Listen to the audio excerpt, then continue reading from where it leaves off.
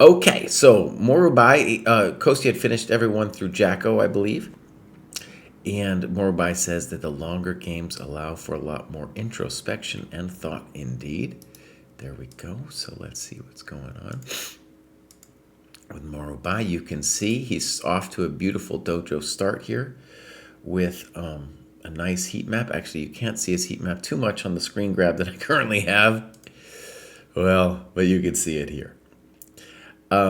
Obviously, doing amazing.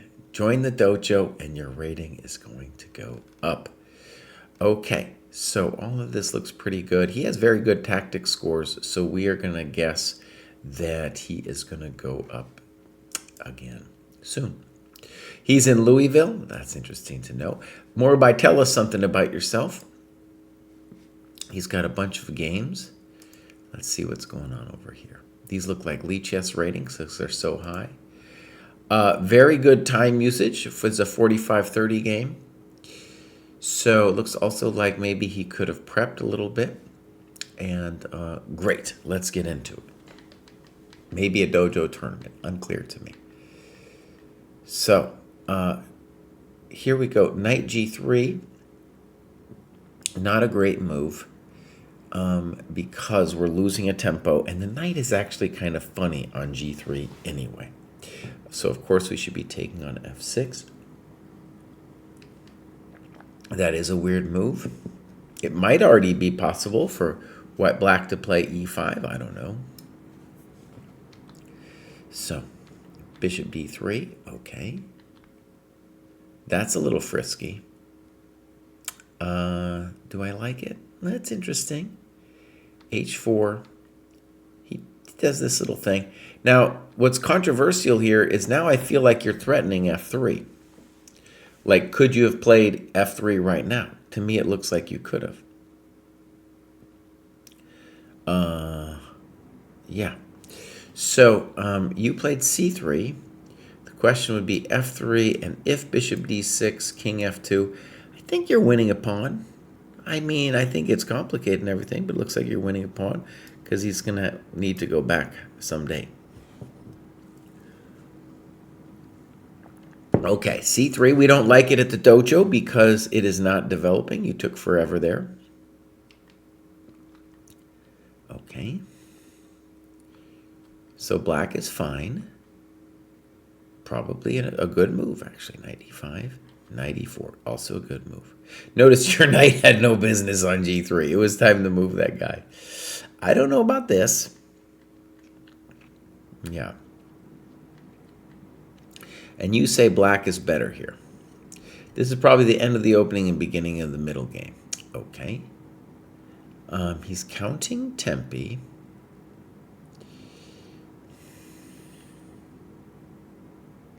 I don't know. Let's see what he says. I suspect black is winning, slightly winning here because of the strong bishop g4. Yeah. No, I would rather be white, I think. After you move your rook on d1, the bishop on g4 just looks kind of cool. Standard move. Let's call it standard. I was wondering myself whether I wanted to do it. The issue with this move, of course, is I might have to go there, but it had a value on the d file too. Knight e5, very frisky. And now knight f4. Knight e5 is maybe a good move.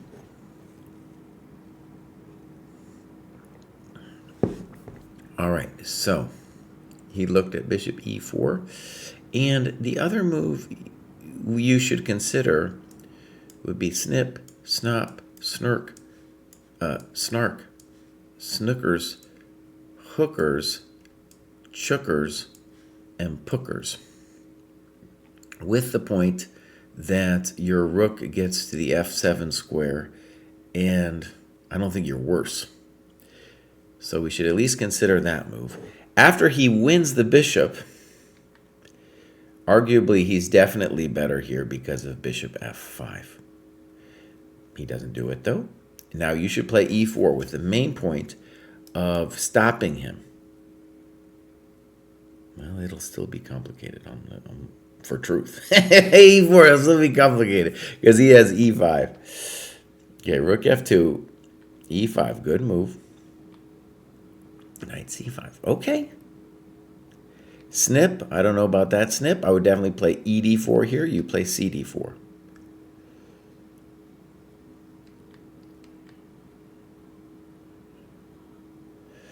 I don't understand why you don't play Queen B3 to defend the thing. Now you go for it.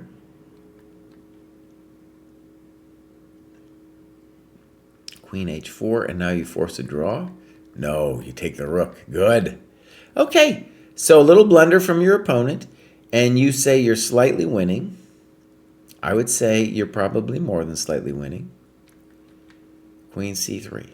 Okay, I would have preferred E4. Why do I want E4?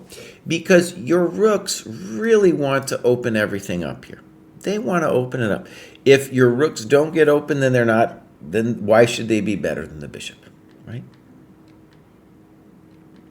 Now we're in a little trouble. I don't understand Queen H4. Good move. Now we did it. Now, good move. I like that. Uh-oh. Yeah. Queen E3. And now that's a blunder. We needed to play Rook E3. So notice that the main problems in this game from both sides are just people blundering stuff. It's an interesting endgame now. And Stockfish wants King at E5. Now, I think it's important to see that here King C7 maybe. He does it instantly. But the question I would have is, am I lost after G4? Am I lost after G4? If I am lost after G4, then I want to play maybe Rook H2 here. And the E5 thing, maybe. Maybe, but I don't really believe in that chuck. I don't believe in that chuck. All right, so G4.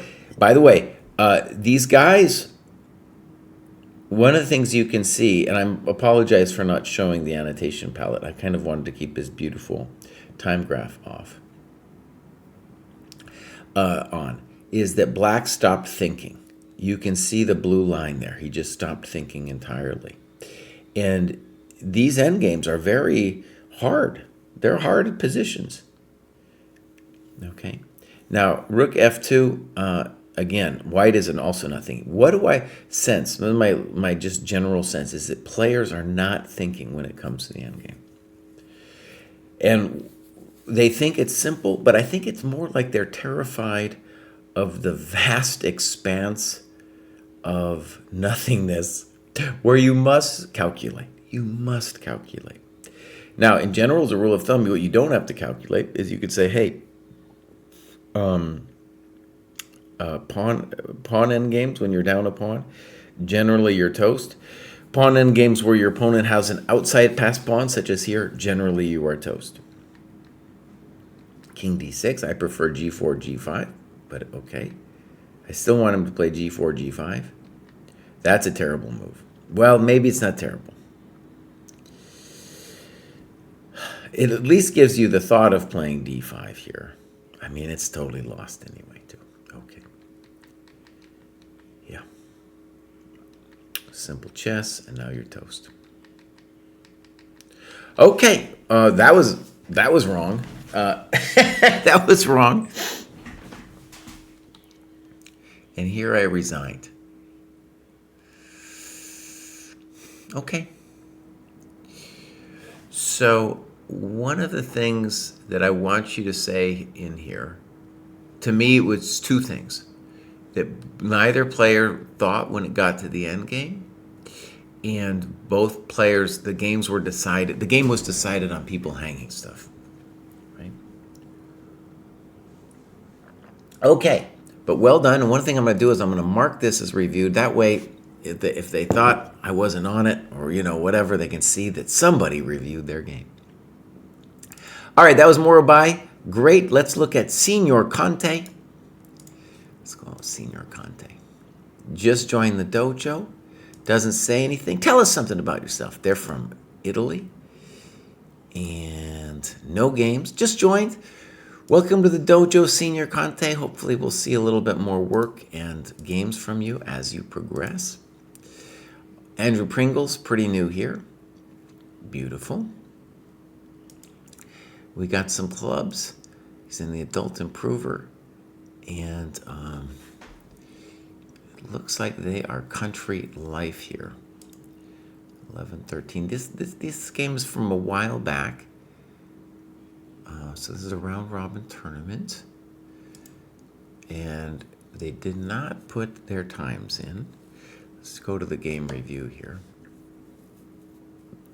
And do I need to do anything? Game review? No, I'm set. All right. So I believe our hero was white. So far, so good. A little weird. Yeah.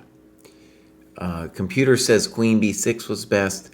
By the way, I don't like this Lichess. A lot of times, by the way, this Lichess thing is automatic, so you really have to work hard to turn it off. It's very annoying in Lichess. And I could tell it's Lichess just from this nasty way it writes it, 0.5, 1.39, mistake. Queen B6 was best. Maybe Queen B6 is a cool move, but D5 would be the human move in that position. All right. He's in big trouble. That's not a good move. He's just hanging all his stuff. Okay, I think you have a good move here. D3. Great. Beautiful. Well done. Now we're just simply winning. Beautiful. All right, so we're up a pawn. He has one dirty trick. Ah, look at that. So actually, Queen C7 is a good example of just somebody playing for a dirty trick. They're just playing for a dirty trick, buddy. That wasn't it. So why is this significant? Now we have won some time and also really won the blockade battle. Black wants to blockade this square. Bam! Your blockade's over, son. Beautiful chess. Oh, that's ugly chess right there. I don't know. Why wouldn't we go Queen C3, but okay. Fine. Oh, that's frisky. I'm sure you could take E6. There we go. Oh, look at this beautiful thing here. Oh, look at this guy. Oh. Oh. Oh. Oh. Goodbye. Goodbye. Well, he needed to resign. So, well done. And Skritop, I believe we know from the dojo. We know Skritop.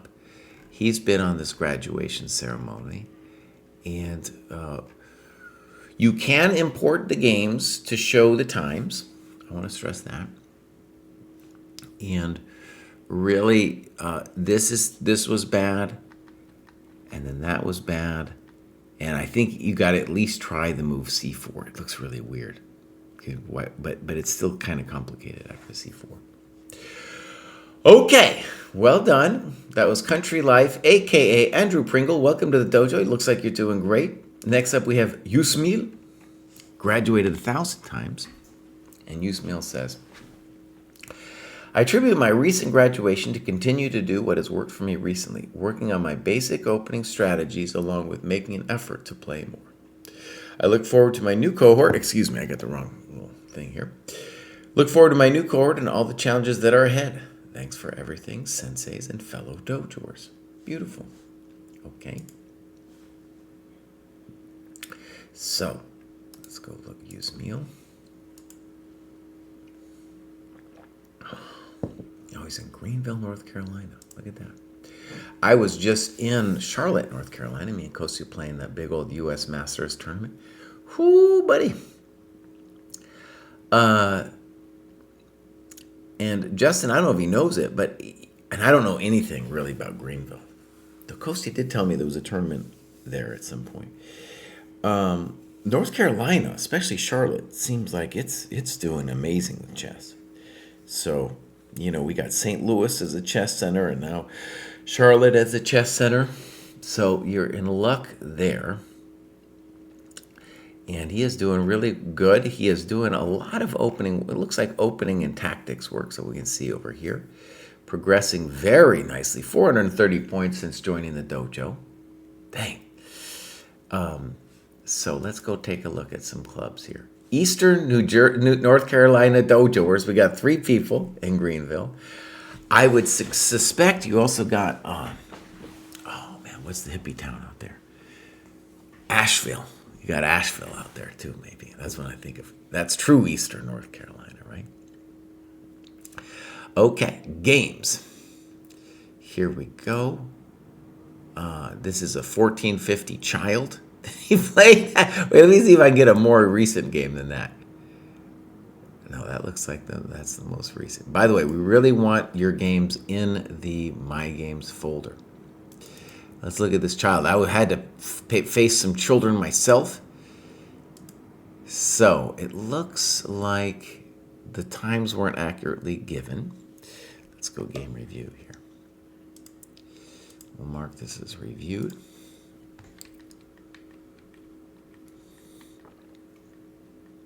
All right, standard fare, cheap threats. Okay, knight d4.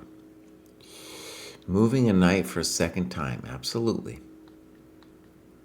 And now, an interesting momentito. You castle, basically with the claim that, hey, I don't need to deal with that pawn. So, I got questions, and I feel just for your annotation, you definitely want to look at like Queen F2. What's going on with Queen F2 as an example? I'm assuming it's Queen C4 and life kind of goes on, but I would want some analysis there. This is incredibly frisky for him to do this. Now you play knight d5, and you call this equal. I guess. I can think of a lot of different words besides equal here, though. That thing is complicated. That's a very complicated position. Okay. So Queen H4, full blunder. Thank you, kid. Goodbye. That wasn't it. For sure, you could play H takes G3. And in a way, it's unnecessary because your position's so amazing. But it is a noteworthy thing just to think about the fact that if you got rid of the rook, then you wouldn't need to develop the bishop. The bishop would be developed where it stands. And as you say, the queen is hosed over here, right? Okay, so you are up a rook, though. So you don't need to do that much here. Good. Can't be wrong. Oh, it is wrong. Oh, no. Oh, no, it is wrong. And all we had to do, I mean, anything besides bishop d6, that's the most natural move, of course. Oh, man. And he sees it now that rook takes d6, queen e1, so he has to do this. Oh, man. Blunders. So, okay. This kid, and by the way, another thing for us to look at the times is it'd be interesting to see why this kid was, I mean, it feels like they were just moving super fast. That's what it feels like to me, right? Okay, well done, though. We beat this kid. Queen g6, bam, got him. So, Yusmil, you've graduated again. You're doing great. Very impressive. Next up, we have, I don't know what this guy's name is. Terhi or something like that. All right, so they have been with us since the summer, off and on logging their stuff.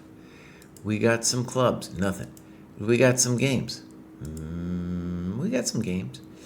So that's his actual name is guess maybe H is his middle initial, and then we got Y as his last name. Who would have known? All right, this is a local chess club. We got a time graph? No. Remember, you can import this time graph. All right, let's go game review. Okay. Now, E5. Boom. And this is a very scary position for black, but probably should be okay. Here we go. Knight c6, castles, and now you go for it with bishop e6. Now, the intuition should be that white is doing great with bishop takes and then either knight g5 or queen b3, right? Okay. Mistake. Why? Because they're not developing.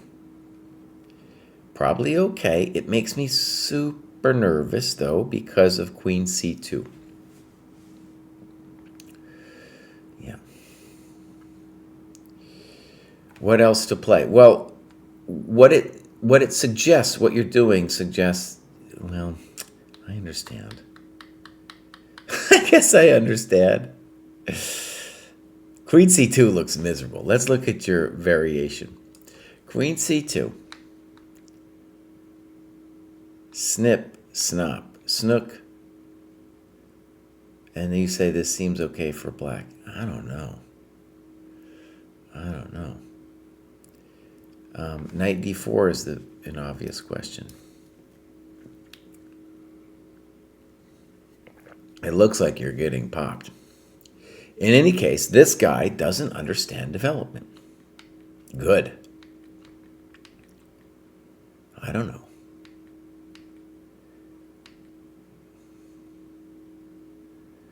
Now, I think they should take on c6, but he doesn't understand development. Oh, yeah.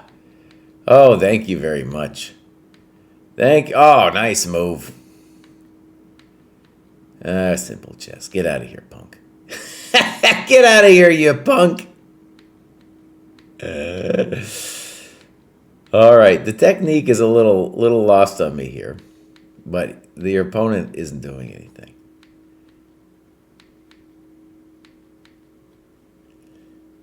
It's getting a little weird. You are doing weird things. All right, but I like that. You're holding it together. Okay. We definitely need some annotations here. And rook takes e6 looks like it hurts me. e6. Let's give up the exchange and see what the pawns are made of. Oh, man. But totally unnecessary, by the way. There's no reason that this should ever have gotten this far. Your opponent, though, he gives you a lot of things. Let's see what they're made of. Let's see what they're made of.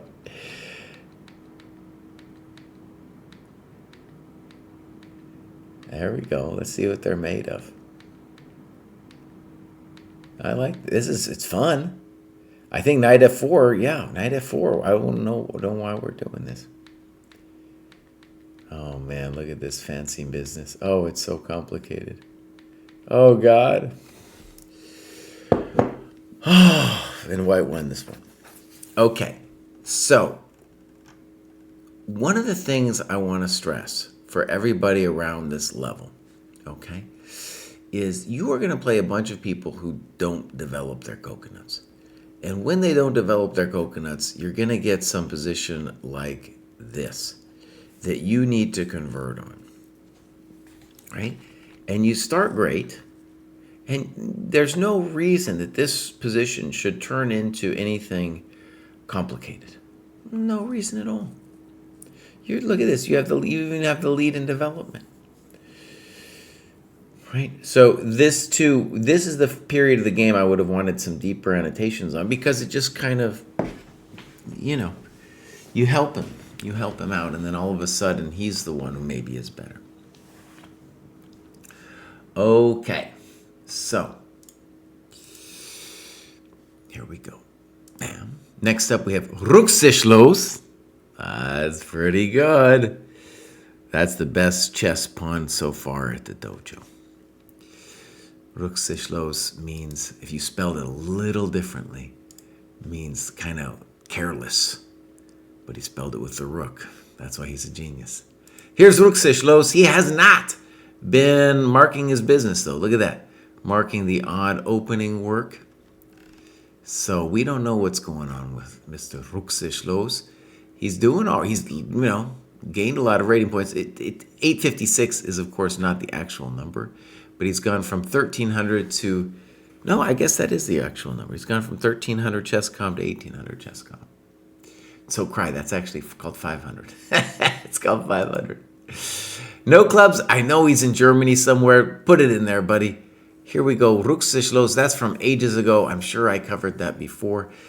Buddy, we want you back at the dojo. Marking your stuff on the heat map. Putting in your games. All right, that's Rukseschlos. And now we have Seni. Very fun and cool to have a high-rated player in the dojo. He's also from Germany. And he's trying to reach 2,000 feet. He's very close. Now, one of the things I like about this guy is so many people put an over-ambitious goal up. But this guy, who is 1965 German, 1937 FIDE, that is a hard goal, but very achievable. Some people might be like, 70 points, 40 points. But I tell you, once you're up here, especially if you've been here for a while, it's something you have to really grind. It's very doable, but it's difficult, especially if you're an old dude. So I don't know how old he is, though. So he's in Agard's army. Agard is a friend of the dojo. And Jan Sua, this was published just a little bit ago. Very active on the game annotations. Very good. Very good. Oh, I was praising him when praise wasn't due. Seni, are you putting up stuff here that has no annotations? It looks like he's just loading stuff that has no annotations. Here we go. Now, when was this? Okay. Now, maybe he had just loaded it with the intention of going over it later. All right, here we go.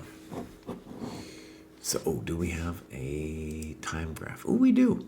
So, that's a beautiful thing. Now, notice the staircase. What it looks like is what Seni is doing is putting the move times down every 5 moves. And then maybe it was kind of the game he felt was decided by move 25.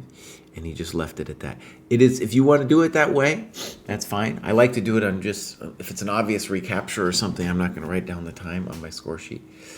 But otherwise, this looks great, and he did better with his time than his opponent, which always for the dojo is a big win. All right, let's go game review. Ba-bam. So far, so good. Good. Okay. Well, I don't like that for him. I also don't like this for you. In general, we don't want to ever do that because we're playing a King's Indian. So bishop g7 is for sure the right move. We're never afraid of EF because of GF. DE4, interesting. I would definitely say that after knight e4, white's better. DE4, probably they're better too. Okay, so here we go. B3. Queen d7. I'm not sure what we're doing here with queen d7. I don't like this move for white either. So, I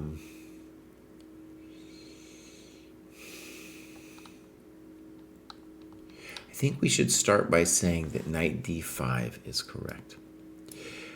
We're not concerned with c6 because really the main plan, if I'm white, that I'm concerned with is some kind of knight c6, d4.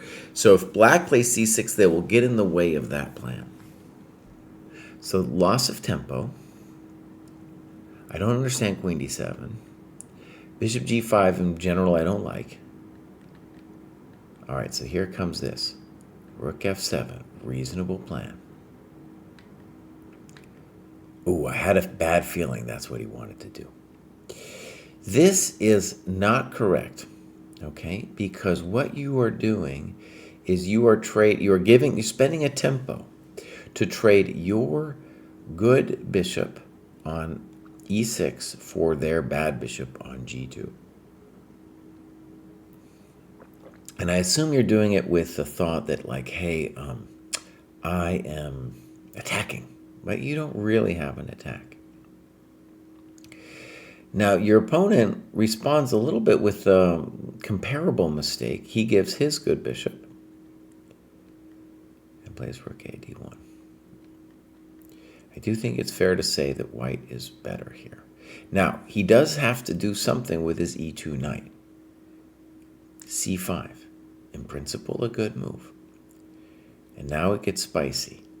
Boom, boom. All right. Takes, and a very ambitious move here. I'm not sure about this one yet. f4. Probably okay. All right, rook e8. You spend 12 minutes on this one. By the way, maybe it's not 12 minutes. It might be the accumulation since the last one, the last time stamp on move 15. You're right. Position is now equal in my eyes. Both sides have a defined win conditions, those being playing around their passed pawns. Okay, I disagree a little bit, but let's read on. Rooks and queens are equal in strength in this position. I do not do a proper evaluation of the minors. I evaluated the knight as relatively more powerful to the bishop and that the bishop is in risk of being shut down with e5. And then it looks like maybe he came back to it and decided he needed to play c6 immediately, or maybe just with his last mistake. Okay, so I would say that the position is about the position of the kings, and I am really only worried about, as white, like like c5, whatever, that's going to take forever. I'm worried about making my knight effective. So rook fe1 I'm on board with. You could argue for rook de1. This is then truly a full positional blunder, c5. Because the question I have is, like, will my knight on d5, my pawns are better, because I have, and my king is better, but will my knight have a role in the game, right? And I assume so. And I assume, like, here, white's going to be better because I'll eventually be able to find a use for the knight here. Okay. So yeah, this is a notable mistake. Good annotation. Of course, it's a double exclamation mark. We usually use that for, when we hang something terrible. But being mad at yourself for c5 is appropriate. Okay. g5, I don't know. So what you're doing here with g5 is now you're kind of freaking out. fg5. Simple chess. White continues simple. White continues the simple chess. Yeah, nice move. I think it's a nice move. Oh, let's look at that beautiful knight. Oh, so delicious.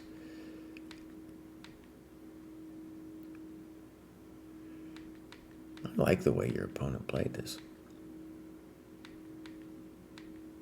Dang. Oh, I like your way your opponent played this a lot. Dang, buddy. Whew.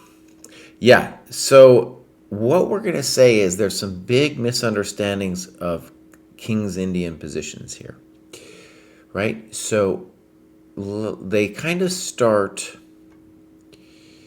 where do they start? They start with this move here, fe4. You never want to give him the e4 square. That's one of the prime sins in the King's Indian. Then the next one begins with this plan. Bishop e6 in itself isn't so bad, but I kind of sensed, I was like, why isn't he not playing the knight in? And it's because he wants to go trade his good bishop off for white's bad bishop. Terrible. White made only a couple inaccuracies that I could immediately spot. But here was the follow through with the mistake. And then, of course, c5 is positional suicide. And this is like, because you need to understand that you're worse now on the king side. What are you doing on the king side? That's not your side of the board, bud. That's not your side. So a very painful loss, but I think if you take this home and be like, oh, I get it. This is the way we don't play the King's Indian, right? Then you're going to, make huge progress.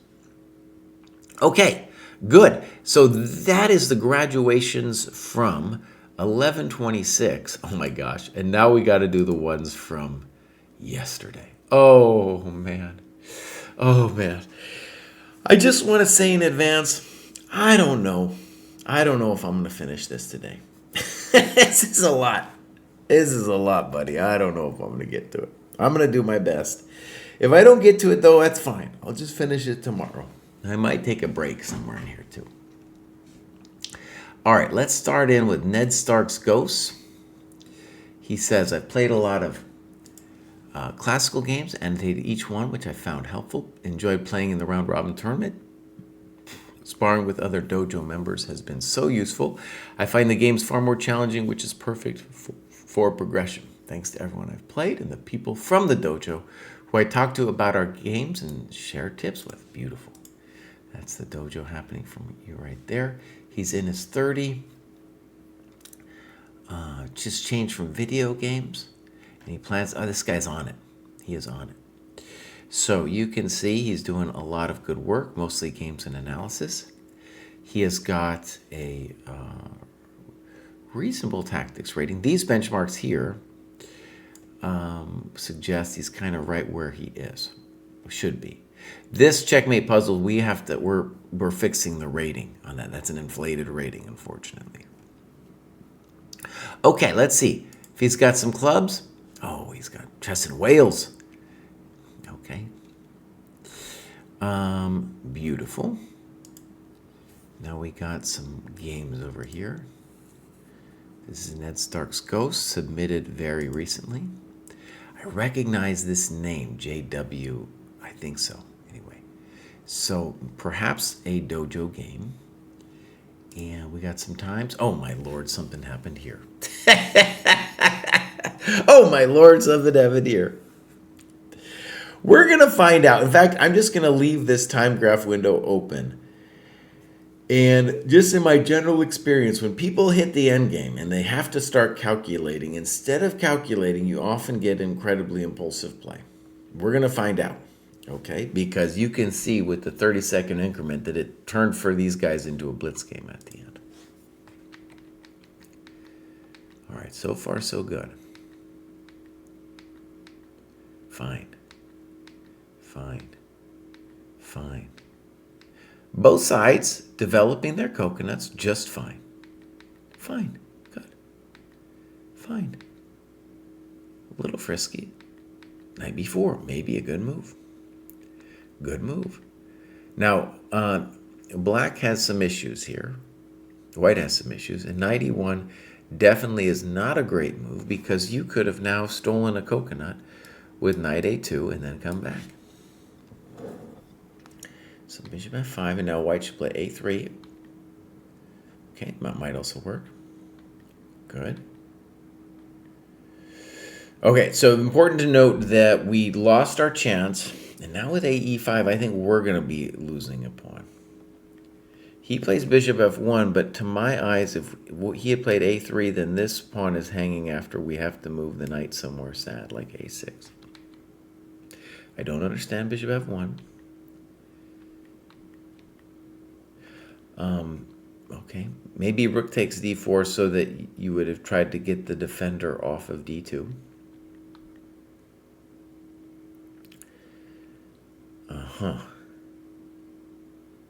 It's an interesting move. So he talks about bishop g4 and says, I'm sorry.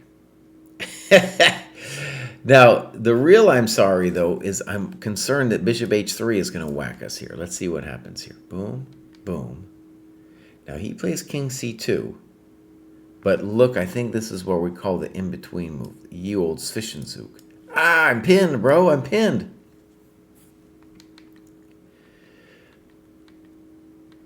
So both sides are missing it here. Now, by the way, d3, totally unnecessary. And we have our answer. Remember what I said? I said once they get to the end game, a lot of times they stop thinking. And that's exactly what we see here. We see them hit like move 24, and then we get what they think is an endgame, and then they stop thinking. This is a very interesting position. A standard move could be rook e3. Okay.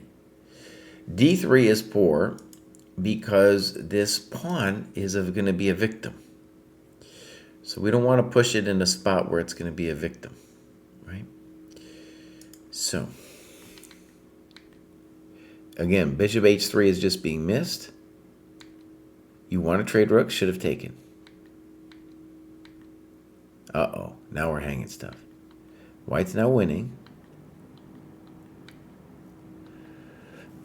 Right, a3, big mistake. Now you're back in it, though you're going to be down a pawn.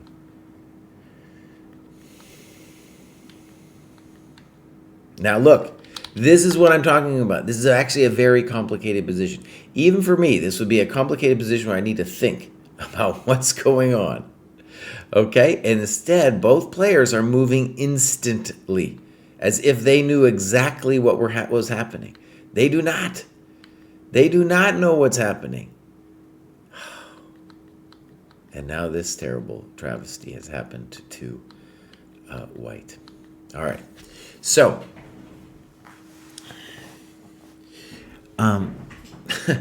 one of the things that we see over and over at the dojo is inexperienced players play super fast in the end game. And I think there's two big reasons. One, after you've done some serious thinking, it's hard to not play impulsively because your mind's already tired.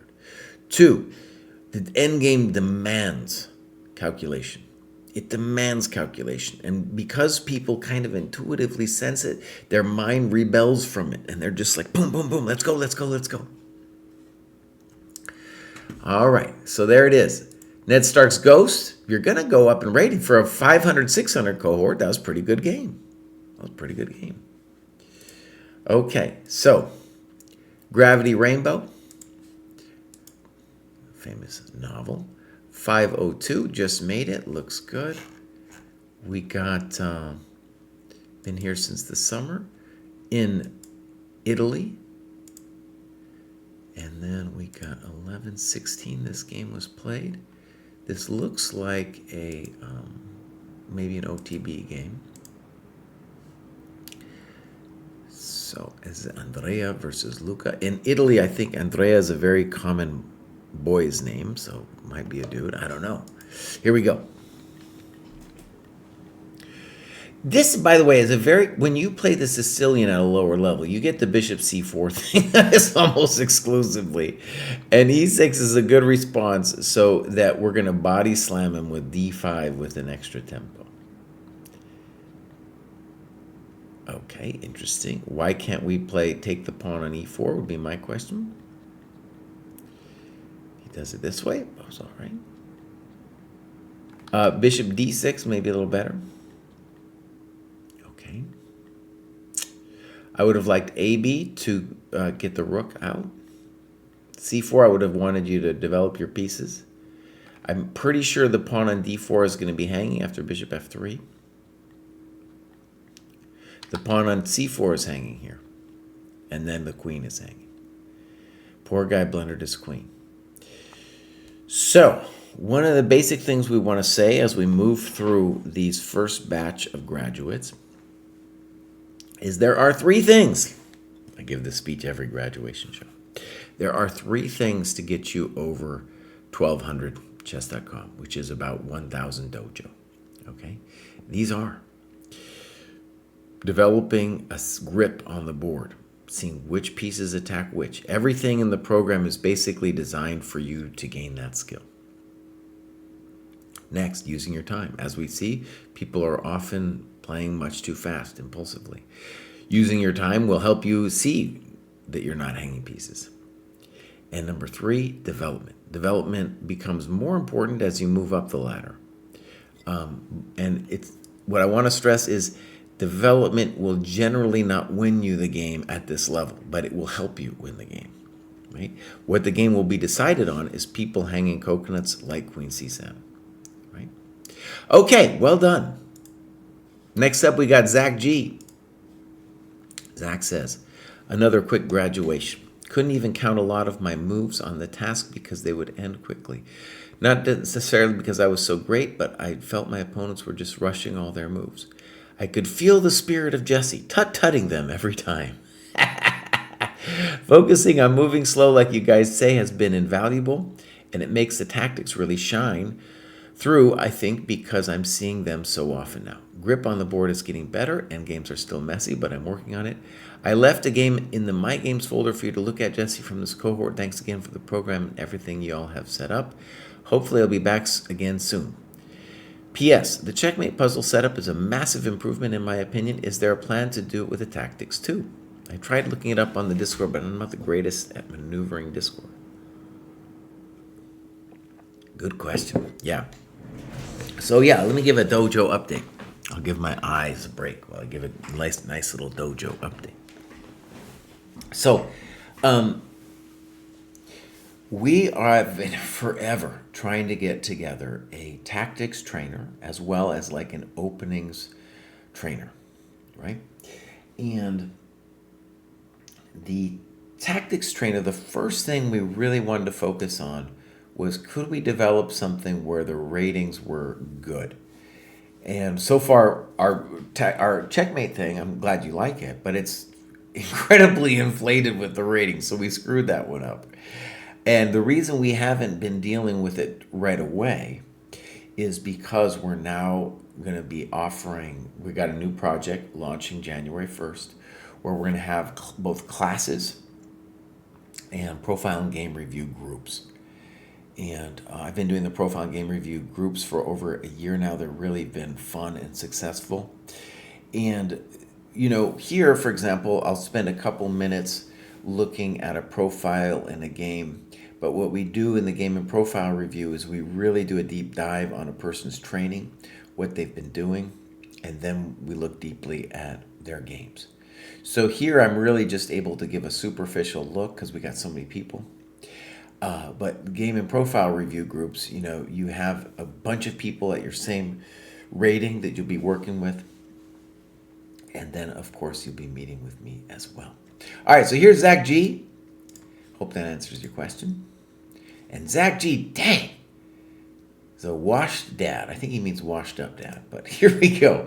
He's trying to get a little bit better. I like this guy. And 500, 600. Has graduated several times already. He's the mighty Goobus on ChessCom Rapid. And he's got a pretty high puzzle rating. But again, we got this checkmate puzzles as is inflated. Okay, clubs. Habits bras. Okay. Maryland, I'm in that one. All right, games. My games. And he wanted me to look at something, I think.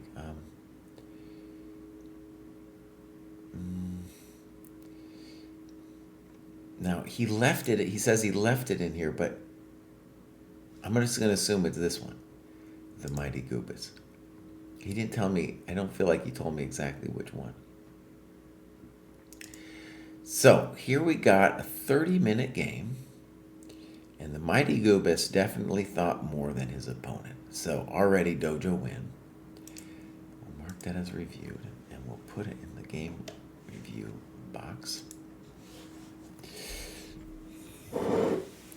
Jepera says, graduate show is the closest I've come to happiness. All right, C4, not a great move. Good moves. Good moves. Weird, right? Bishop H3. D6. Queen C8. Great. Castles.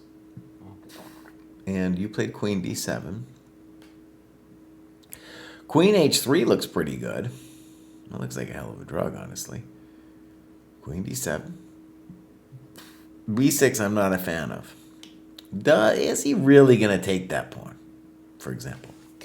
Also, Knight A5 looks like, you know, you're giving him some grief here to think about. Okay, B6. Okay. Ooh, okay. I don't like ED4 because you're killing your bishop now on C5. See, he's dead now. 8. F3. Weird. Okay, weird. And now you do this. Now, maybe you should look to break with b5 just to free this, give this guy a little bit of space. Or c6, d5, just to give him a little space. Because he's dead now. A little too frisky for me. And then some fancy moves here. Knight g4. Okay, I like it. I don't think he should take that. Boom. Very nice. If he had thought more, maybe this wouldn't have happened to him. Now, here's our fundamental problem.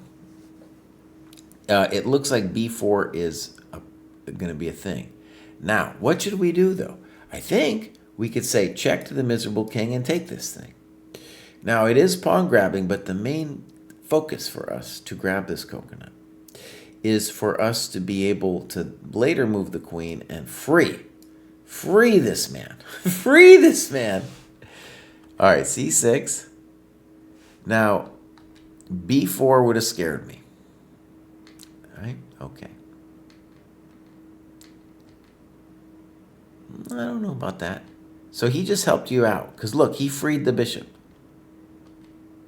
d5, frisky. I think you need to play bishop e3. So you hung a pawn there. Good move. So one of the things I want you guys to see is that this opponent didn't appreciate that the bishop was trapped. And then all of a sudden, black got it out. And black probably doesn't feel any pain. He'd be like, well, I got it out. What was the problem, Kraai? The problem was he didn't have to let you out. And a stronger opponent is not going to, give you that option.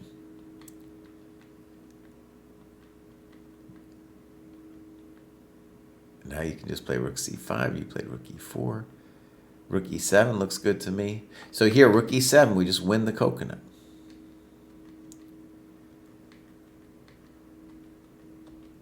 Yeah, we're making this way too complicated. Knight e5 now wins our rook on d8. This person isn't thinking, and they're just giving you all their coconuts. All right, so we wipe them off the board. Well done. And the things we want you to recognize are some positional stuff, like not killing your bishop. But most of all, you are on the track where your opponents are moving too fast and you're killing them. You will find later in your career, as you get better, that your opponents won't let your bad piece out. That's much later, though. That's much later, right? You will also find that not only will your opponents play super fast, but they will not develop their pieces like this person did, right? You're going to get a lot of games where, they've already, this bishop's already out and he's going to move it again. Bishop h3 makes no sense. And when you get to that moment, you should be like, oh, Kraai thinks I could just wail on him here. It's almost game over. It really is a painful momentito once the vampire comes to the wedding, as they say. Right? Okay, good. All right. So, let's move on. Next up, we have the famous Aotis. I was talking about the Game and Profile Review class that we're starting on January 1st. Aotis is part of a beautiful group who have been working together for a while. And honestly, that group was so great. I've been doing a version of the Game and Profile Review. That group was so cool. I was like, we need to make this more dojo-wide. All right, let's first read what he said. It's taken me 4 months to make the next cohort, and I'm both excited to moving up and also happy to say I am less attached to the rating. Rating anxiety and stress when playing people online has been holding me back, clouding my thinking, and making the act of playing chess stressful and unpleasant. This led me to retreat to the cave-based approach of knowledge building without working on my skills. It's funny because I don't think he did this intentionally, but he's a spelunker. This is what I know about Aotus. A spelunker is a dude who goes into caves, and this guy's an accomplished caver. Okay, but anyways, cave-based approach. He probably didn't think about it, or maybe he just had cave on the brain. He might have had cave on the brain. I attribute my improvement in the past month to working with dojo members part of Jesse's game review workshop. The game postmortems and review sessions with like-minded adult improvers helped me enormously to improve by reducing the pressure and finding community in the struggle to improve so that I could think more clearly and start enjoying playing again. That is absolutely the biggest reason that my rating has increased. I have a long path ahead, but I'm here for it. Thanks to G-Hit, Ladybug, and Dr. Pop for the lengthy review sessions and good humor they bring to the process, and to Sensei Kraai for encouraging and facilitating these opportunities. Oh, well, thank you. Now, like I said, they have an incredible group. And one thing I'll just end with before we look at his profile is the beginning of the dojo, it's a principle of the dojo was this principle of plus minus equal. And that is to learn anything, you need somebody above you, you need a group to work with, spar with, and you need people below you to teach. And this group has been there's been a lot of great interactions, but this group I feel has been really good. By interactions, I mean groups in the dojo that have gotten together. This group are really amazing. They've gotten together in real life, and so it's kind of like the original kernel of idea that we had in building that principle of the dojo. Dojo has 3 principles. It's been really seen in this group that they have done. All right, here we go. Aotus. Ba-bam. Aotus, by the way, went to the same high school I did. Oh, he's a young pup. He's a young pup. Okay, so you can see that this man has been very busy doing mostly tactics and game review. All right, so clubs.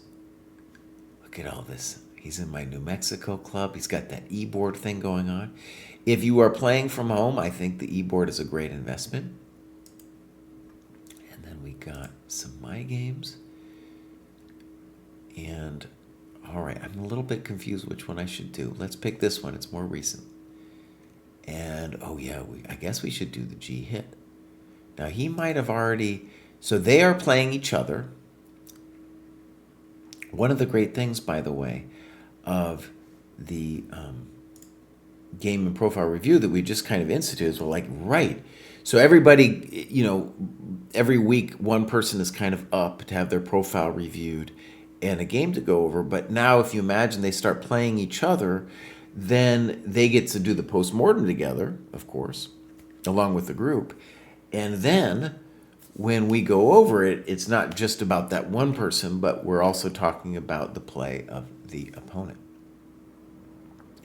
Okay, so here we go. And I'm sure I'm going to talk to more about Aotus in one of our classes. As we've talked about already, this is the most common thing you're going to see against the Sicilian at this level. And for this level, I don't care at all as long as they develop. Now, G6 is a little inaccurate because it would be better to play E6 to block the bishop's scope on C4. But it's fine. C3, frisky. And now he says, I don't want to go for it. I just want to play D3. Okay. But then we probably didn't want to play C3. E5, frisky. Knight H5, this is a blunder. I think, actually. Maybe it's might be actually a little complicated, Jesse, before we get into it. All right, so he plays Knight G5. Now, the first thing we should say is that Knight F6 is indeed frisky because you're allowing E5.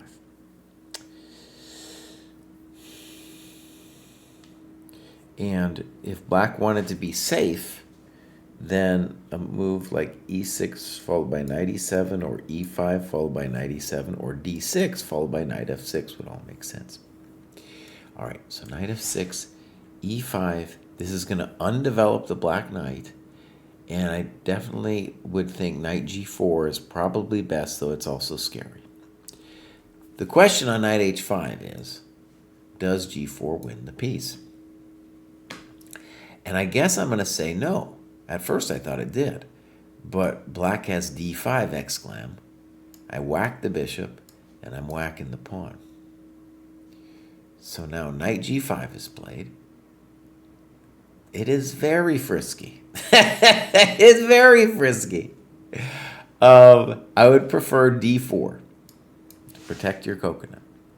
Castles. Queen f3, and here he is missing something basic, which is knight e5. So, Aotis's primary crime in this game has been not developing, right? And once you push e5, your move e5 is in itself not a bad move because you're undeveloping the knight on h5. But you got to protect your coconut, right? Got to protect the coconut. All right, so now we blunder this knight e5 and we're in trouble. And he talks about bishop f7, but you're losing a piece over there on bishop f7. So you got to go back to e2. All right, g hit takes. Rook e8. I don't understand that move. I don't know what it does. d5, frisky. What do I want? It's frisky. I'd rather have some. By the way, rook e8, clear tempo loss. Bishop e3. b6. Okay. e5. He's coming. He's coming. All right, rook d1. Good move. Oh, d4. It looks correct. Knight f3. It's very spicy now. Oh, man. Bishop g4 and now knight e4. Oh, my gosh. Would f5. F5 has got to be the right move, by the way. Queen c7. Bishop g5. We could just play h6 or f6 calmly. g5. Just taking it over. And here, notice knight g3 is not a terrible move. But the bishop on g3 is actually a victim more than anything else. So we could play f5, f4. You know, f5 tempo the knight and then whack him with f4 too. All right, so knight g3, f g3, and you say this is unclear.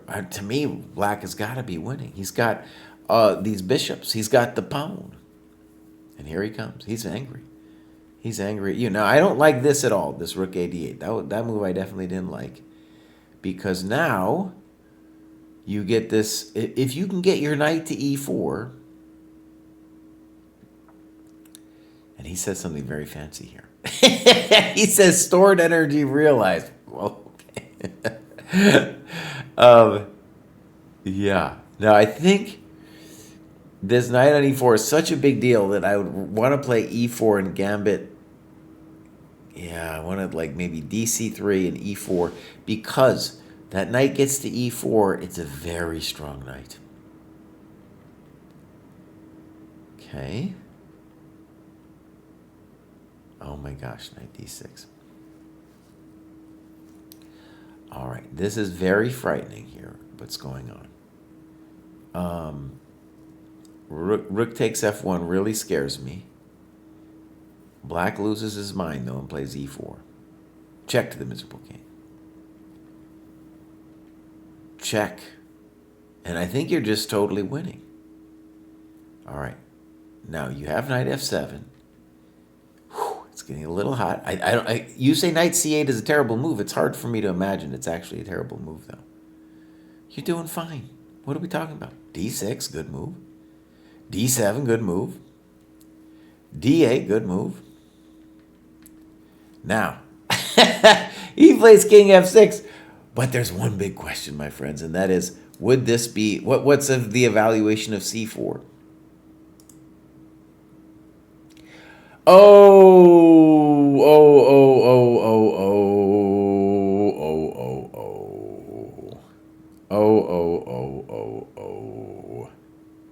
Oh no, we've just discovered the truth.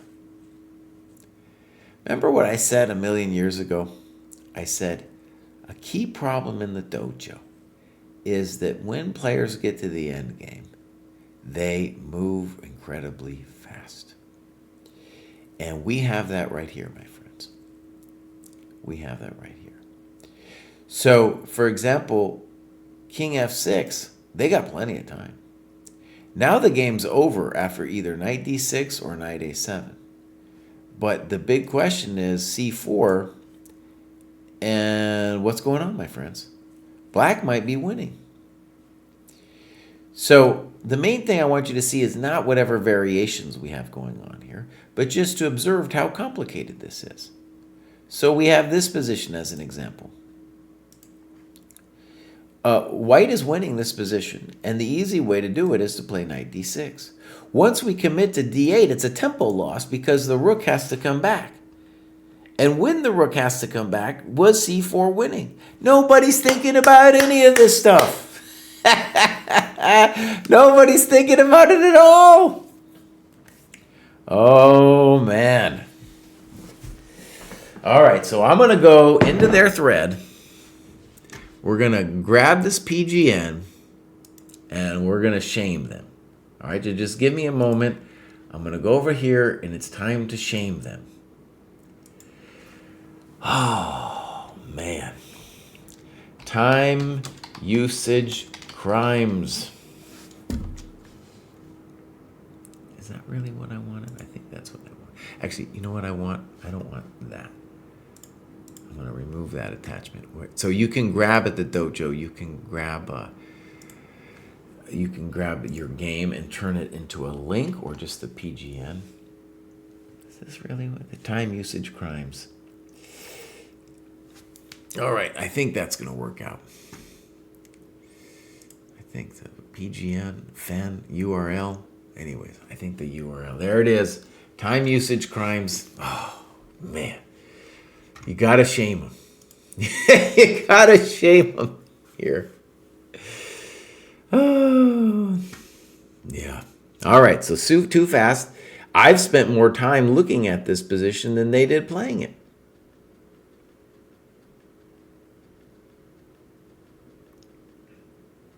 Take this pawn. Take the pawn on e3.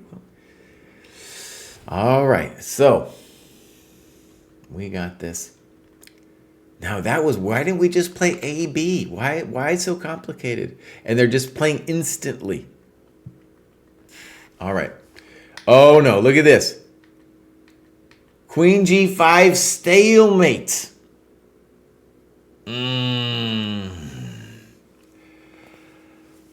It's all about time usage.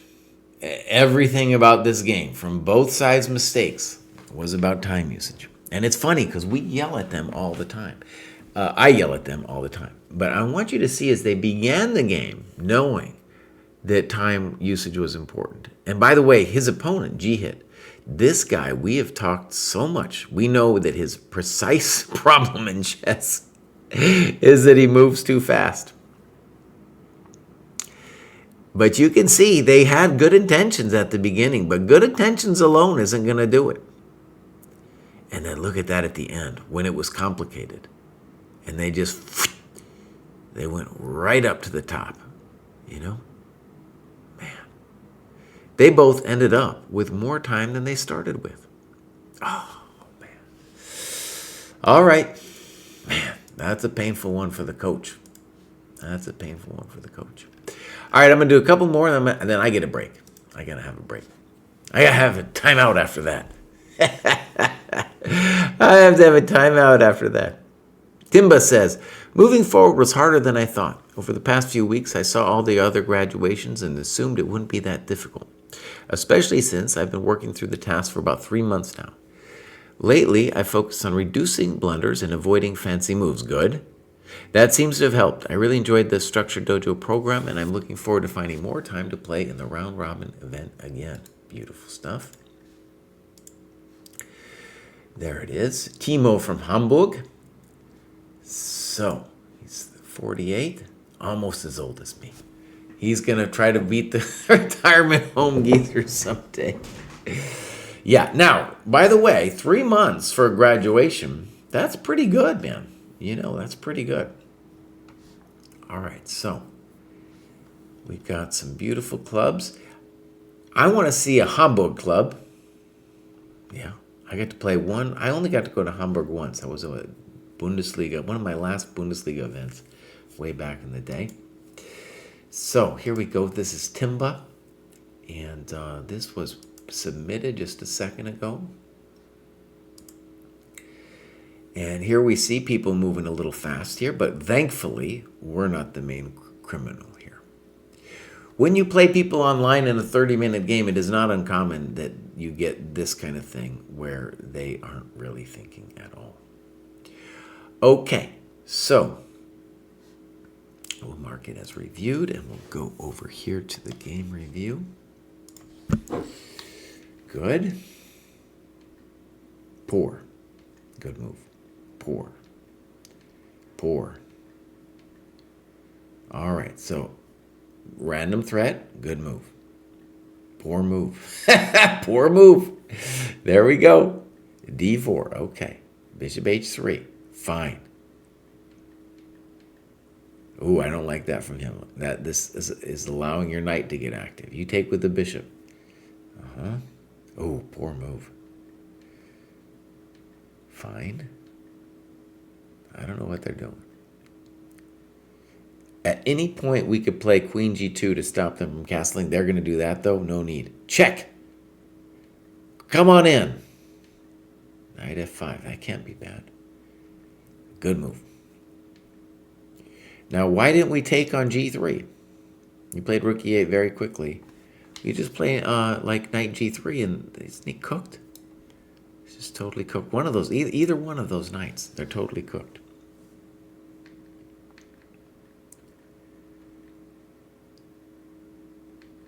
Bam! This is what happens when you play. You say, welcome to the dojo, son. Maybe next time, Armada Joe, you're going to take a little bit more time on the clock. All right, I'm going to take a quick break. I'll be right back. All right, my friends, we are back. As I've said, I'm not convinced I'm going to finish today. I'll do my best, but it doesn't have to happen. Look at all these people. I might not happen. It might not happen, son. All right, I will do it tomorrow, though, whatever I can't finish today. Next up, we have Jay Hamb. Bit poetic that I practiced King and Rook yesterday and ended up graduating by delivering one. There we go. There we go. All right, so here we go. Joined the dojo just a little while ago. Graduated already twice. All right, clubs, nothing. Games, ba-bam. Here we got one. I have a feeling this might be a King and Rook mate. We got a time graph, and thank you very much, Dojo. Look at that.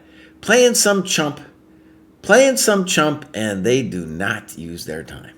So that's what we like to see. Let's go to the game review template. And here we go. You're doing great. All right, this is a small mistake, Knight D4, because we're helping the queen really develop. Your opponent's doing weird stuff. I don't understand B6. You're also not developing. Queen A5, sure.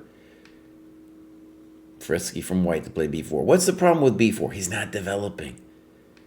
Good. Good. I would have preferred castles. Your opponent is not developing. I don't think they should be doing this, by the way. All right. So I think they should take on E7. The problem with taking on D5 is he doesn't want to develop. He really just doesn't. Oh, he refuses to develop. Full refusal. Development refusal. Queen D6. Queen D3. I mean, honestly, I think they should be happy with the queen trade here. They're getting hosed.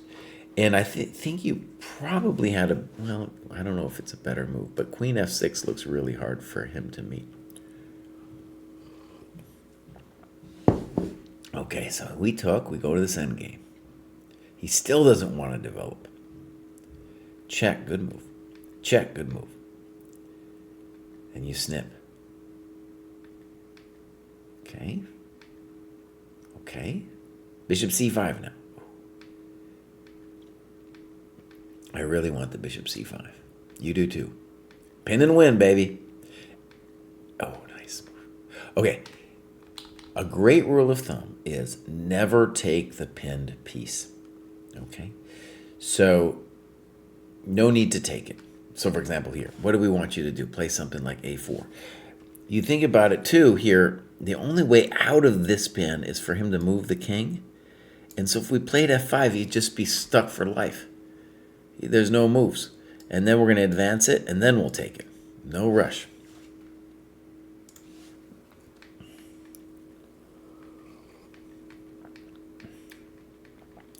Can't complain too much of what you did, though.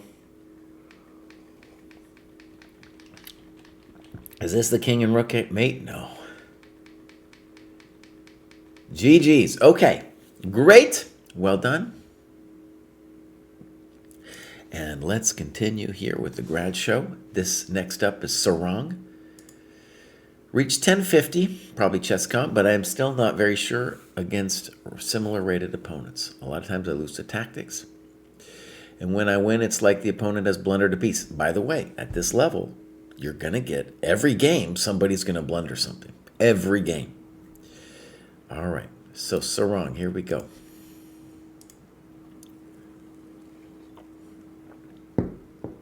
All right, looking great. We got some club action going here. Nope. He wants to get better at chess. Well, Sarang, you joined fairly recently. Your main first task is to annotate a game.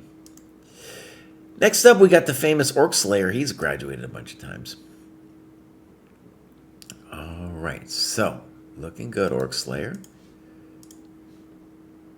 65 years old. Started playing chess seriously in 2025. All right. You can see he kind of took a little bit of a break here with his training, but he's come back to it. Maybe he's logging it more religiously now. Very impressive for an old dude to be making progress. He's in that famous 50-plus club. Nice. I'm hoping to get 200 people in there, by the way. All right, so my games. Orc Slayer. So, great annotations, at least optically. Oh, and look at this. Look at this. So, we'll see what happened on move 25. But up through move 25, White played well with the clock. And then we're going to see what happened. In fact, I'll leave this template open. Finvar says 65 is so young. We're going to leave this template open just to see what happened. And as is typical, our opponents might not be thinking at all. All right, let's get into this game here a little bit. Okay. At no point in this does he say anything about time. It looks to me like time was the major story. Okay, a little bit weird to play e6. Sometimes this turns into a hippo. But as they say, openings named after animals are usually not that good. I love your development. You're doing great. And now you could have parked your bishop on c6. All right, e5. A little frisky. I don't like it. Knight e7. I don't like it. He could have b5'd you. It should be g5. You're developing nicely. Bishop f6. I kind of like it. Now, that is a very interesting move. Bishop c6. Rook b8. Knight e4. You are playing with fire, my friend. So, it looks like knight f6 followed by knight c6 would at least win a pawn for black. So that's definitely a mistake. Your opponent is moving too fast and doesn't see it. Boom, boom, boom. Again, I'm worried you're going to lose a pawn with bishop f6 followed by knight d5. Your opponent plays too fast, doesn't see it. Rook fd1. Now this is a weird move. If for no other reason, then you could have put, it's blocking the other rook in. why aren't we taking this coconut and then winning this pawn? That's my question. All right, so he does this thing, and I thought knight d5, he's going to win the pawn. I guess he's going to win the pawn anyway. No. All right, b3, played a little too fast. You could have played g4, trapping that knight. So we missed that. b3, I don't know what it does. Now we're down a pawn. Okay. c5's abysmal. Snip, snap, A, B, and now you at least get your rook in. I don't understand that move. Now you play g4. I don't understand. Okay, so now we've got an endgame. Now, as I've said before, common mistake in the dojo is when people get to the endgame, they stop thinking entirely. Why did I leave the time graph open? Because I had a feeling we were going to end up here. Where are we, my friends? We're over here, move 27. Look at this. So they stop thinking. It's as if they're going to claim to me that you don't have to think in the endgame, that it's all obvious. In fact, it's the exact opposite. And I think because it's so hard with the calculation in the endgame, my theory is that's the main reason people stop thinking, because it's too intense to think. It's very complicated in this position of exactly what to do for black. Very complicated. All right, f6. Very controversial. Now this allows our king to get to e5 if we want. So now this allows the black king to come to f6. He goes there. It looks like a mistake. Rook a6 check. King e5. Now white's actually better. Thank you very much. That's a blunder. Now we are winning. He plays c4. King d5 is also winning directly. Now king f6 wins directly. That's also winning. So here we go. Chess should be an easy game from here. There we go. Simple chess.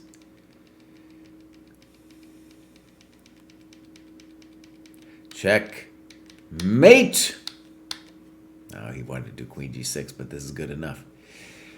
So one of the nice things I want people to see, okay, is that when you look at games from players who are around your same level, you're getting the mistakes that you'd be making, and you're getting to see the mistakes of the players you are ultimately going to be playing against, right?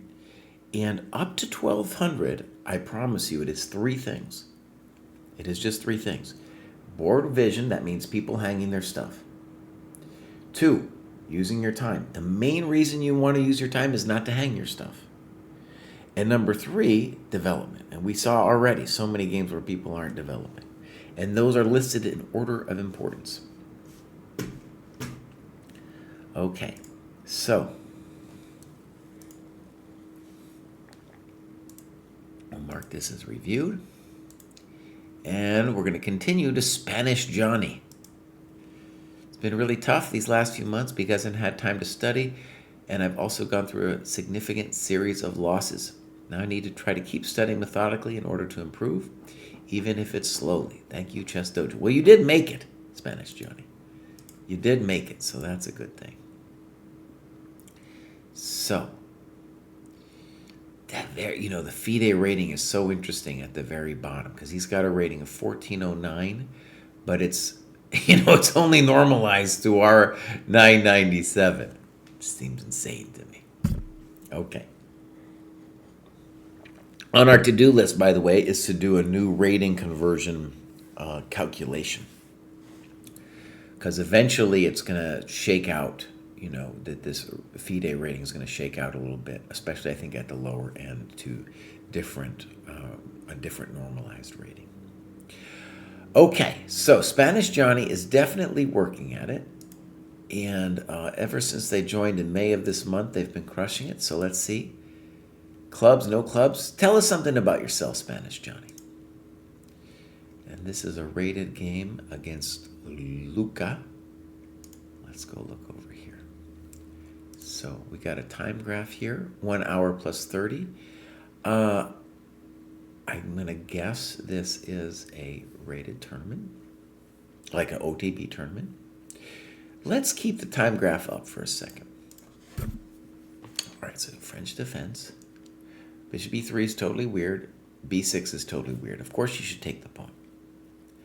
Still, let's take the pawn, but now basically white is determined to do weird things. I don't understand any of it. I don't understand any of it. All right. c4, I don't know.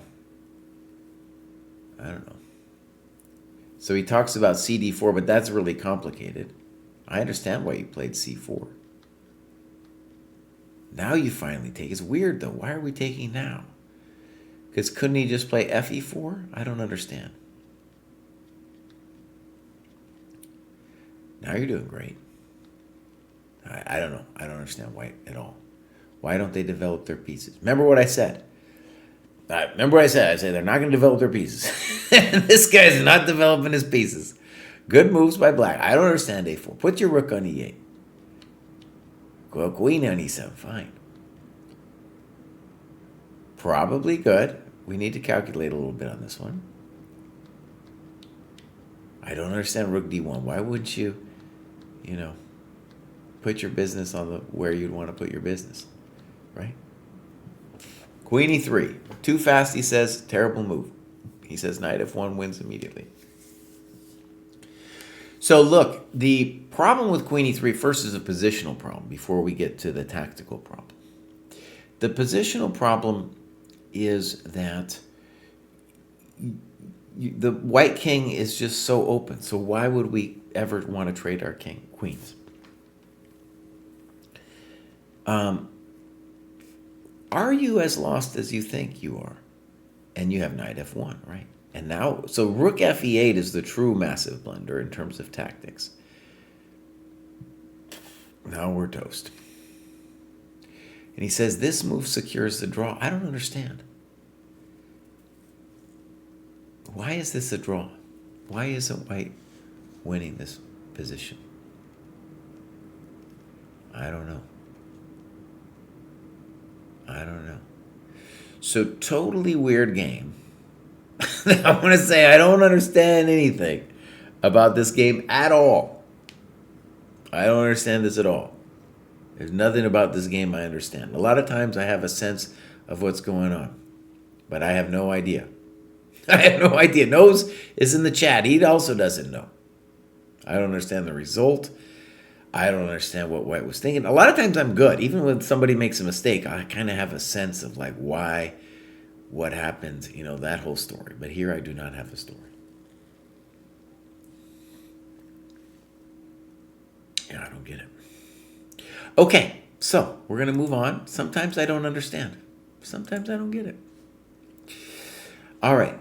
Austin Castles says, well, I think it's time to jump up. Nose thinks he's trolling me. I don't think Spanish Johnny is trolling me, but I honestly don't know. All right, my bliss is starting to catch up to my rapidly. Generally, this means my rapid is a bit underrated. But I guess chess improvement is a strange beast. You don't feel that you've gotten stronger, yet rating proves you have. Right. I started playing chess in 2022, quickly became 193 ELO, ChessCom Rapid. Now, almost 4 years later, I'm sitting at 1350. Beautiful. The longer I play, I can appreciate that and take some pride in it. The game ain't easy. A few things I think I've done well. 1, consistency. 2, tactics. 3, competitiveness. 4, chess culture. 5, patience. 6, have helped a friend. 7, I value time and initiative more than ever. What I haven't done well, classical games, ego anxiety, itching to play some OTB. At the new year, I tend to sign up some of the dojo tournaments, get more involved with my cohort. I had a really bad tournament a couple years ago at Charlotte Open, where I did get to meet Kostya and Arditsky and Rosen. And it's time to build a bridge and get over it. Okay. 2, Chernev. I'm recalcitrant by nature. I spend more time arguing with him in my head than just learning. When I go over the games with a stronger player, it's enjoyable. By myself, however, not so much. 3, letting emotion, ego get in the way of playing, being scared to lose. Notes for the dojo. I've got none. Big fan of this program. Wasted most of 24, mid-25 playing Blitz on my phone and not improving. Happy to be back here. Putting in the work just works. Really love to see what Jesse, David, and Kostya have built. Let's mention Jack. Come a long way from the NDM. Come a long way from the Google cohort spreadsheet. Final note, if anyone from the lower cohort sees this and would like any help completing your sparring, playing middle games, message me. More than happy to pay it forward. That's right. Nose. We're going to get your Morphe study in, I'm pretty sure. You know, people always think like it's far away, but May is coming. May is coming soon, and then we reboot the dojo there. I thought this was pretty insightful analysis of what's going on, and it's interesting how psychological all of this is for Austin Castles. But let's go look at Austin Castles. The guy is, you know, he's going up. He's going up a lot and has been here since 24, started logging his business a little bit more recently. You know, took a huge break over here, as he said. But now he is up there at 1365. He's done a little bit of OTB, but as he's been traumatized by the OTB. Okay. Clubs. We got Charlotte. He's in Charlotte. So he's in he's in a beautiful chess city. He's in Vietnam, though. Maybe he's from Charlotte. Okay, he's got some good goals here. I like what he's saying. All right, do we have games? He said that maybe he didn't. So this is from May 1st, so too long ago. But we're going to encourage him to get some more recent games. All right, ba-boom. Let's continue. Next up, we got the doc. Dedicated structure to keep me honest and not distracted by openings. Yes, sir. This is the doc. American by birth, Australian by choice. Adult improver. The brain isn't as fast as it used to be. I hear that. That's interesting to go to Australia. I would love to hear more about that. I can imagine Australia being really cool. I was listening to an interview with my favorite actor from down there. Why can't I put his name on? The Gladiator dude, you know? That guy's amazing. Anyways, he was saying, you know, Australia is bigger, about the size of mainland U.S., and it's got like the population of Southern California. And it's stunning to think about that, man. That's a lot of open land, dude. That is a lot of open land. Whew. All right, here we go. Clubs. Games. My games. All right, let's take a look at against PN here. So he's trying to do openings, he says. We don't have times. Again, we can get those times done. Let's go over here. We'll mark this as reviewed, and we'll cruise through this game. Little weird. But okay. D3. You're doing fine now. The question was, could White have taken that coconut on E5? A little weird. I want you to develop, but you're doing fine. Okay, so now he's going to get frisky with you. And you just go loco in La Cabeza here. I don't like it. Would be good to see some timestamps here. ED followed by DE at least gives him an isolated pawn to work with. I don't understand A4.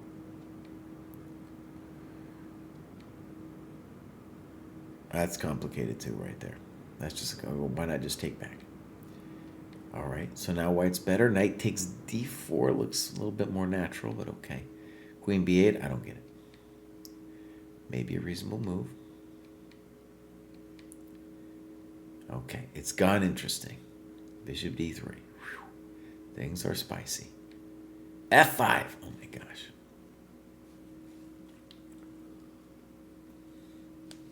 All right, we're creating a lot of weaknesses when we play F5. Good move. Has to be good move. Snips happen. Bishop D8. Oh my gosh, this is, now it's spicy. Now we're dealing with some full spice. All right, we need more annotations here, Doc, because this is a very complicated position, and I just want you to see, like, you didn't do anything here. I don't know what's happening. This one's hard. He's got a lot of different options here. Right? He can play knight G5, bishop G5, the whole business. All right. Maybe even knight D6. I don't know. So here he comes with his famous knight D6. Snip. Snop. Oh my gosh. Now he's got to do something like this. Oh, this is too hectic for me.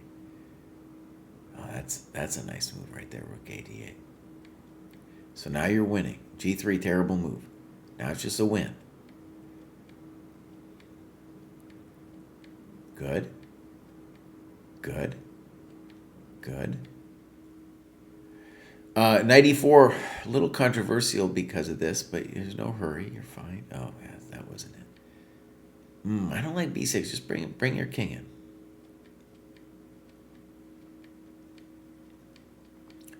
Good moves. Just take the coconuts. And he resigns. Well, you'd think if he was not going to resign earlier, he was going to resign.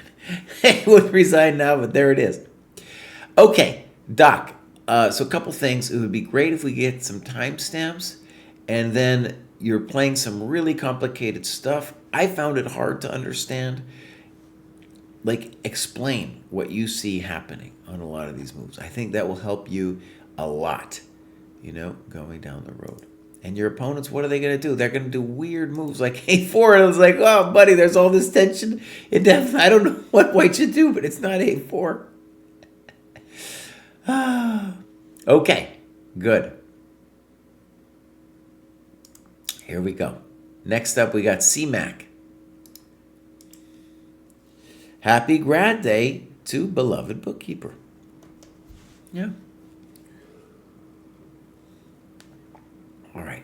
Now, I believe, did I just do CMAC? This is where I'm at. I can't even remember. I think I already pulled up CMAC. CMAC is not telling us much. Looks like they just got here. So I think there's not going to be anything. Welcome to the Dojo, CMAC. Glad you're here. Next up, we have held to cap.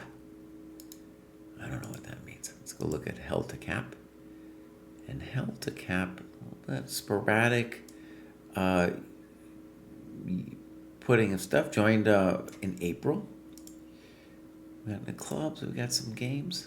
We might not have any games here. Held to cap. Held to cap. We want to see more of your stuff, bud. More of the games. All that. Ace Bolf is up next. He says it's probably the strongest game I've ever played. All right, we can copy and paste that, I guess. I think that's what he wants me to do. In general, it's not your strongest game that I want to see. It's oh, wait a sec, Kraai. I need to get this corrected. Here. The game I want to see is, one where you've done some deep work on it. But all right. Clubs. Quebec, CFC. Is this the same one we're going to get? I don't know. Let's put in his business. Ace both. Let's see. Bam.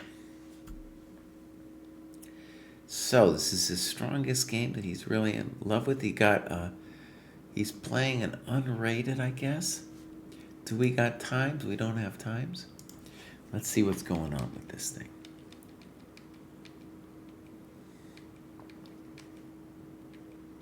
Okay. Okay. I don't understand, but okay. I don't get it.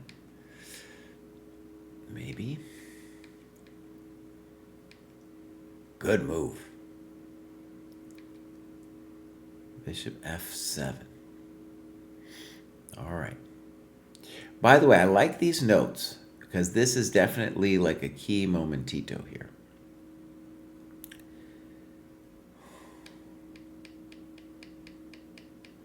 Right. So, bishop f7, and the problem is now the bishop is trapped. So he says he's up a pawn in material, but the minors are very strong, the black minor pieces. I don't know about that move. Good move. Good move. Get the rooks out. Take it. Good. I'll trade that thing off. Okay. Oh, good move. We want to trade that guy. Yeah. Maybe rook a1 now. Good move. Queen c5, simple and strong. I like it. All right. So now, one of the things that's curious here is this is actually very hard to assess, this position. White's done well to get where they have, but the two bishops against the rook are kind of notorious for being a real problem for the rook. So there's a lot of interesting endgames with bishop and knight versus rook, but the two bishops versus the rook, it can be a real pain. And so, for example here, I don't think it's equal. Let me put it this way, I don't know what it is, but it's not equal. For one, black can prevent the communication with the pawn on c5 and then win this coconut. Once that coconut falls, you know, it's going to be a hard road. Yeah. So definitely not a draw. They were like, this is a draw. So there it was. That was a good game. That was good annotations. And this was definitely your key mistake here. Bishop f7.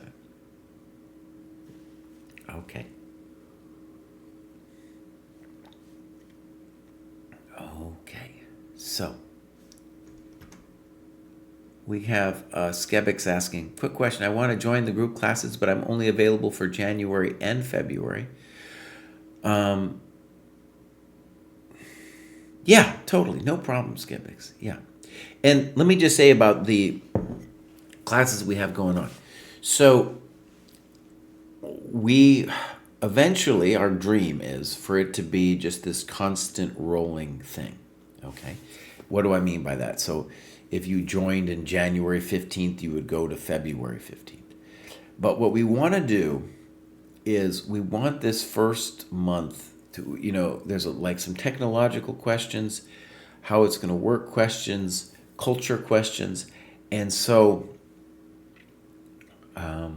we want to just do it for a month and then decide things like the year. How does the year look, you know, for a yearly plan, for example, and all that other stuff. But the fact of like going in and out of it, that'll never be a problem. Yeah. Okay. And I think, you know, we're going to have a meeting tomorrow to see what the initial numbers are. But at the moment, I'm kind of thinking we don't even want it to be that big for January. Because I think it'll be super cool. I want people who are really invested in it at first, especially the game and profile review stuff. It's just been such a cool thing. And then I think it would be good for us to organically kind of grow it slowly, just so that we make sure we kind of have some nice quality control over the thing. Okay, well done. We're going to mark that as reviewed. And next up, we have GD Guitar. It's funny, there was another guy. We have Blue Guitar Gamut. We got some guitars in the program. And so let's read here. I was a fairly active player of chess as a teenager, reaching a peak of about 1800 on Chess.com. But I stopped playing to focus on college. Okay, great. So, joined September, gone up a ton of points. We got some clubs going on here, loads of clubs. Out in New England over there, New Hampshire, Aphantasia, beautiful. All right, games, my games. Then we got Genie Guitar over here. And we got, oh, very nice time graph. Simple thing here, we're going to say a couple things we'll note. As we go up the ladder, we will notice people using their time better. Right? So really, when we start right around, I would say 1250 Chess.com is when you start seeing people not hang their pieces as much. And also, a little later than that, you start seeing people take their time. But you start seeing it more and more. Okay. Also, we want to say Jeannie is playing on the Chess Up 2. So that's one of these boards that I think are really cool for players who want to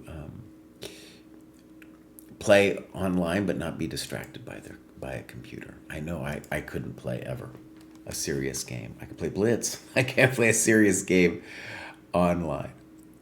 Okay. So, now Jeannie Guitar is doing some serious opening work. And Jeannie is, kind of right at the level where you're kind of allowed to do a little bit of opening work. Okay, but to do a whole Shankland course, I don't know. I think as long as we could play knight f6 just on principle, right? You could say it's time to develop our pieces. Your opponent, by the way, is not on the level yet and hangs a piece. So you said thank you very much. I hope you said thank you anyway. Castles. Simple and strong chess. Good move. H3. Hard to know what to do. It's a hard road for them. You're just making simple developing moves. Great. Bishop c5. I would have preferred moving the bishop somewhere, but okay. That isn't it. Bishop h3. Now you're getting way too fancy, Jeannie. You're right. I didn't calculate this move deeply, though I probably should have. But rather made the decision to play it based on positional factors.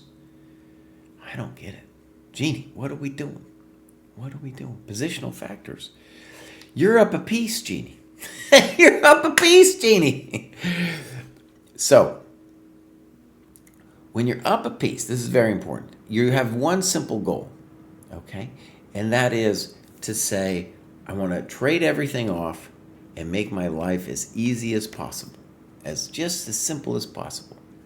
So, you play knight b5, as you wrote in their notes, c6, queen b6, and you wrote clear advantage to black, but that's a winning position. Not only are you up a piece, but you're threatening this coconut and that coconut. Completely winning. This is way complicated. Oh my gosh. I don't understand GH3. I mean, maybe you got some weird line there. I don't get it. It's too complicated for me. If you're up a piece, you should never unless something really weird's happening. Your opponent somehow has compensation for the piece. You should never even think about some weird bishop h3. The game's already over. You've already won. You just need to sail it home. You got that clear line of sight to the harbor, and you're just sailing it into the harbor. You don't need to go crazy. All right, so now things have gone loco. And now it's a little, you're still doing great, but it's gotten a little scary. I would love if you could trade queens for me now here, just to, relieve my anxiety. Queen g4. See, that's what I want. It's too scary for me now. Queen g4. There you go. All right, so now we're up. We at least have a coconut here. Knight f2. Your opponent's just hanging pieces everywhere. Now, knight f2 is in fact a frisky move because it's not clear your knight's getting out. And you now play d5. This scares me to bejesus, though, because when you play d5, the h7 coconut is going to be hanging. This one. Now, maybe it's a good move. Maybe we can make a claim that I'm going to do this and everything's great. Maybe that's true, but it's getting more complicated than I want it to be, of course. Rook f1, that isn't it. Now, d4, no good. Just take with a knight. You're making too complicated. No, it's too complicated. Oh, no. So this is our second endgame where we got the two bishops, and they are mean against the rooks. They are really mean. So bishop g5, I would have preferred bishop e3. Good move. Rook b5, I guess. I don't know what it does. Check to the miserable king. a5, I guess. Notice that white wasn't really threatening to take that because we have things like rook a8. Now your challenge here is going to be to advance these pawns without getting wrecked by the bishops. And it's honestly not that easy. a3 makes no sense to me. Okay. Okay, here we come. Your intention isn't fundamentally right. b4, I guess. Good move. I like h6 a lot. King h7, please. Good. Rook over. Now, we need to organize g5 without losing our coconut. I think that's okay. Just g6. No, don't play g6, Jesse. Good move. Go back. Oh, just go back to safety, h7. Good move. White should have tried to not let you have that. Good move. There we go. Now we're in control. Whew, my anxiety has gone down a little bit here. e3. Oh, that's a beautiful pawn chain now. Rook g7, probably. Rook d4, Jesse, don't do it. I'll give you an example of what happens to you with the bishops. So notice that it's actually kind of hard, this position. Yeah. So probably we just need to go back. Those bishops are still strong. Now the bishops are messing with us. Bishop b2. Check. I guess. I don't know. Check. And we just hung all of our coconuts. And now the problem is those bishops are really terrifying. Oh my God. I'm getting a heart attack here. Check. Rook d1. Oh man. I don't know. There's a lot to be said here that I don't understand. Like bishop f7 stuff.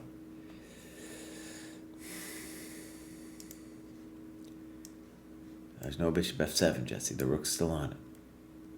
What about rook h2 stuff? And here stuff. I don't know. Check to the miserable king. It's not quite a check. c5. Rook e3. Good move. By the way, it's great that you guys used your time.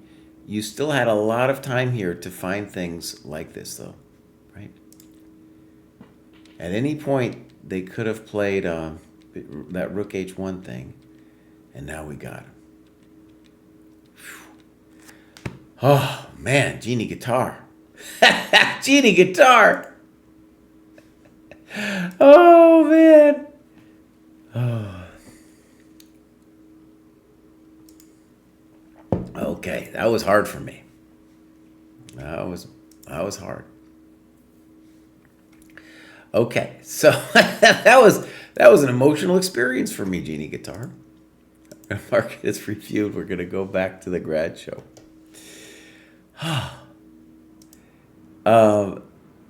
Good annotations. Great that you're here.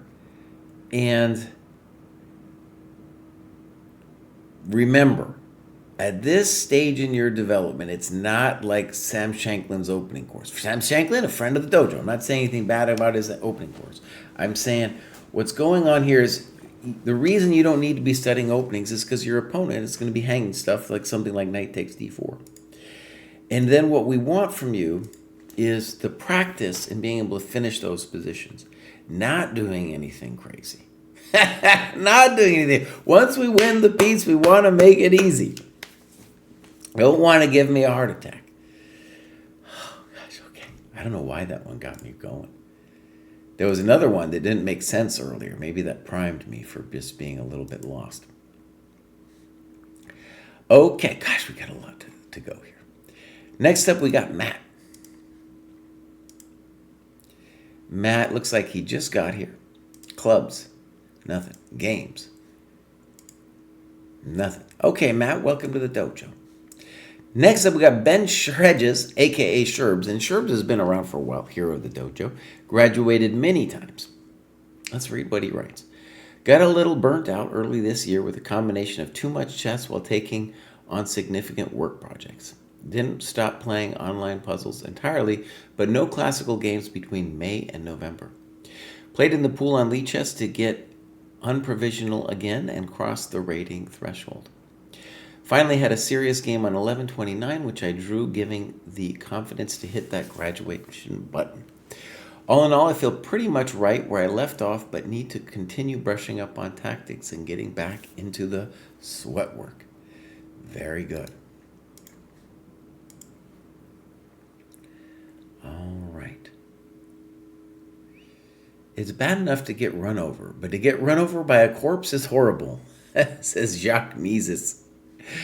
Oh, I like that one.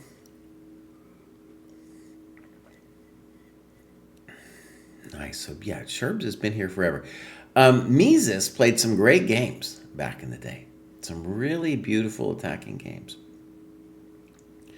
All right. You can see it's like kind of like an EKG over here. You know, he's got a break. He takes a little break like a heart. And then he goes for it. He takes a break and he does it again. Sweet Blue says, I got this. We'll see. We'll see.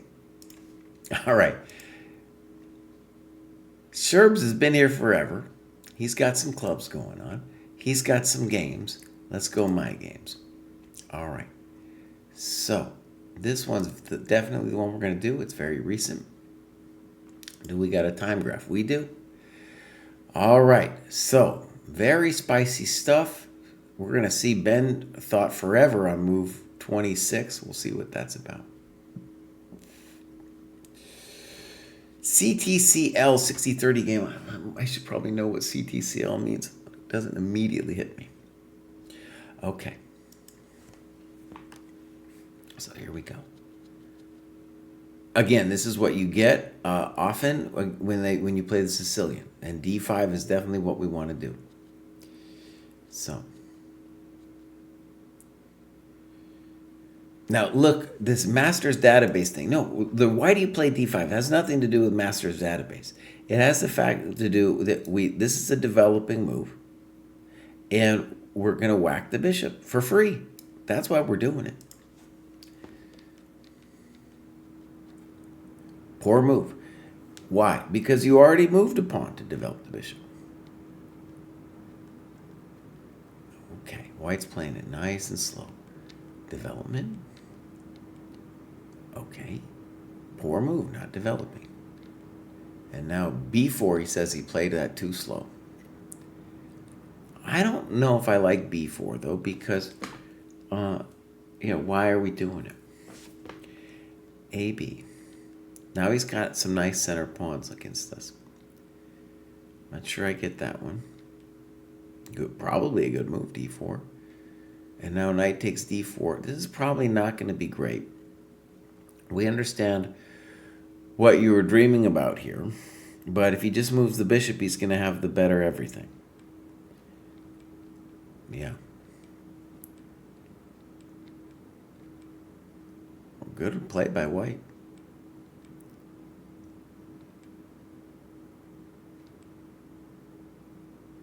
Some very frisky things happening here. D3, do I get this? No, I don't get it. Okay, so we're down to coconut. And we got to wonder if rook B1 is going to crush us.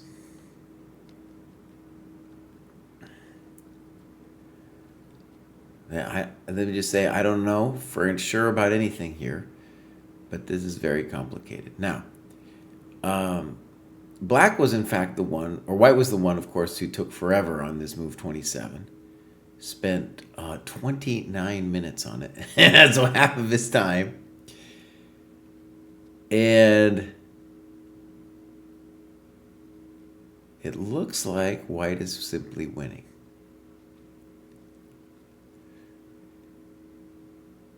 I don't know. Yeah, so White's winning.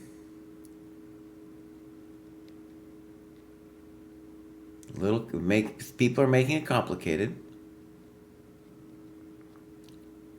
People are making it complicated. But it is completely winning here. I don't know why. That was totally unnecessary to allow black to take on f2. And now I think we have a draw. Yeah. So, we got this. It wasn't a fatal blunder. It was a drawing blunder. White thought a little bit too long. Did have the 30-second increment, so should have been able to hold it together.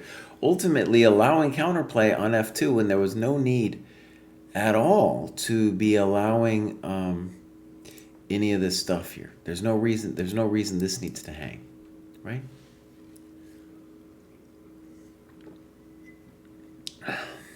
All right, here we go. Well, it's not that I went so fast. There was a couple people who didn't have any games, yellow. They don't have any games, then it goes quick. Other times it goes really long. So here he comes. Ryan says, admittedly, I'm a lot better online than I am OTB, which explains why I've graduated numerous times online after starting to play rapid chess.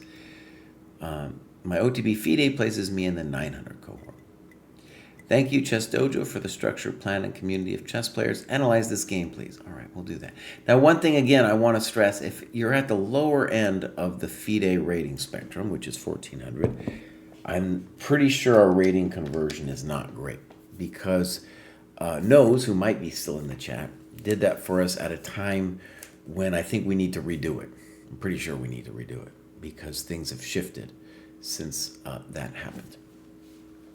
All right, so here's Ryan. I have hopefully copied his game correctly. And he joined in May, but has only started logging his stuff now. As he said, his FIDE rating puts him, see, it's not, I don't like that conversion. It doesn't feel right to me. It feels suspicious. All right, we got some games. Oh, we're going to do his game here. He asked for it, so let's go here. Ba-bam. All right, do we have a time graph? Oh.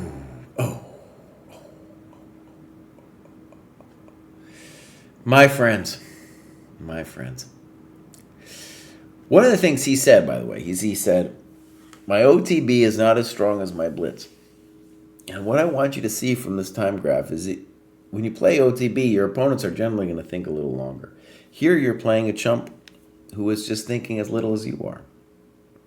So you guys might as well be playing blitz chess over here.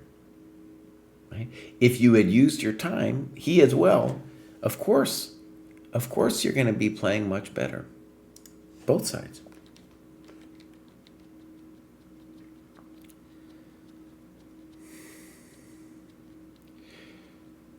Oh, it's complicated to me. I don't know. I don't know how these people move so fast. I don't know how they move so fast. All right, so black is just winning after all that. White's making superficial moves. Can we just play rook a d8? Rook a d8. Why do we want rook a d8? It guarantees us a trade of the rook. I don't know why I'm not allowed to play rook a d8. In any case, we're winning. Okay, my friends. My friends. Come on now. Come on. We can do better than this. So you will go up when you get that clock. Go a little bit more correct. Oh, we have the famous Jesse Kraai. He might not be in the chat anymore, by the way. He was here earlier. He said something like, the graduate show is the only thing that makes me happy in life. I wasn't quite that, but he said something like that. All right, let's do this, and then we'll take a little break. Jesse Kraai is still here. Great. He says, good Lord, it's good to be back after a few months off. Recently, I've been getting to grips with the best way to structure my training. I'm doing a round robin, loving the dojo. Love the grad show. Kostya, David, and Kraai. The holy trinity of chess improvement. I'm going 100% classical time control for this new cohort. I'm going to give them the Boomer Notebook. They aren't ready for the Boomer Notebook. My recent keys to improvement are 1. Drilling 10 to 20 minutes of easy chess chess tempo tactics every day, like I'm brushing my teeth. Great. Completing something fully before moving on. Great. 3, I think it's probably optimal to do the work in 45-minute stints. Okay. Also, the dojo is completely right about openings. I've been trying to adopt the Scotch as an opening for black and white. I've had it in 9 in 58 games. Nearly all of those games departed from a theoretical line on move 4. It would have been a massive misallocation of time to work on opening theory. For the first time in a while, I do actually feel I'm improving a bit, which is really encouraging. Moving on from my last cohort was an enormous effort. 1 book, 1 board, 1 set, 1 thought. Work, work, work. That's from David Pruess's song, of course. P.S. My most recent win against Willie Wipeout is probably my most interesting recent game. The notes are a bit of a mess because we analyze it together after the game. Great. All right, we'll look at that game. Here's Jesse Kraai. As you can see, Jesse Kraai took a break in the summer. And the right hand of the screen, you can't fully see him, but he has, since October, been on it basically every day. Okay, so, Jesse Kraai, judo black belt. Okay, beautiful. He's got full boomer. So, this is great, and has graduated once before. Joined us September 24. All right, so he's in England. If we look at ratings, does he have an English rating? Yeah, he does over there, 1303. So commensurate with his ChessCom rating.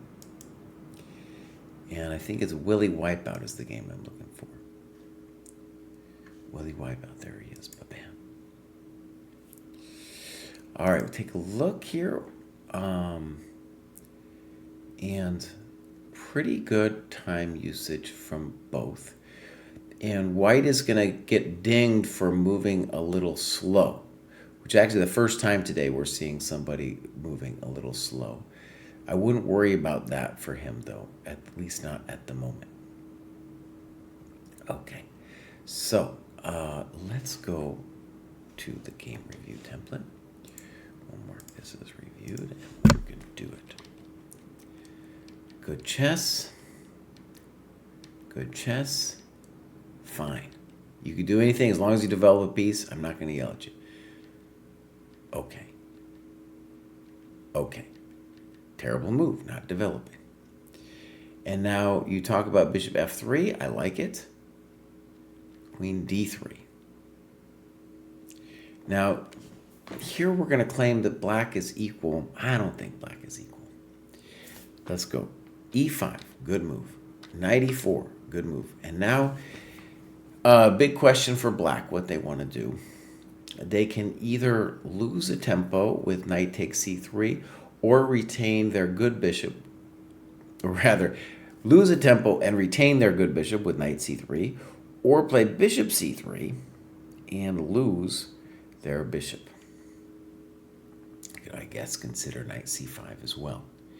The problem with this move, bishop takes, pawn takes, is he just lost his beautiful, amazing dark square bishop, which is in general not a good thing.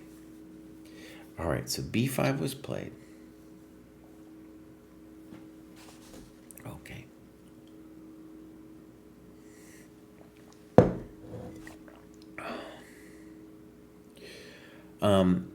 Then bishop f3 happens. b5, by the way, very frisky because it's saying that it doesn't matter that white has so much extra time.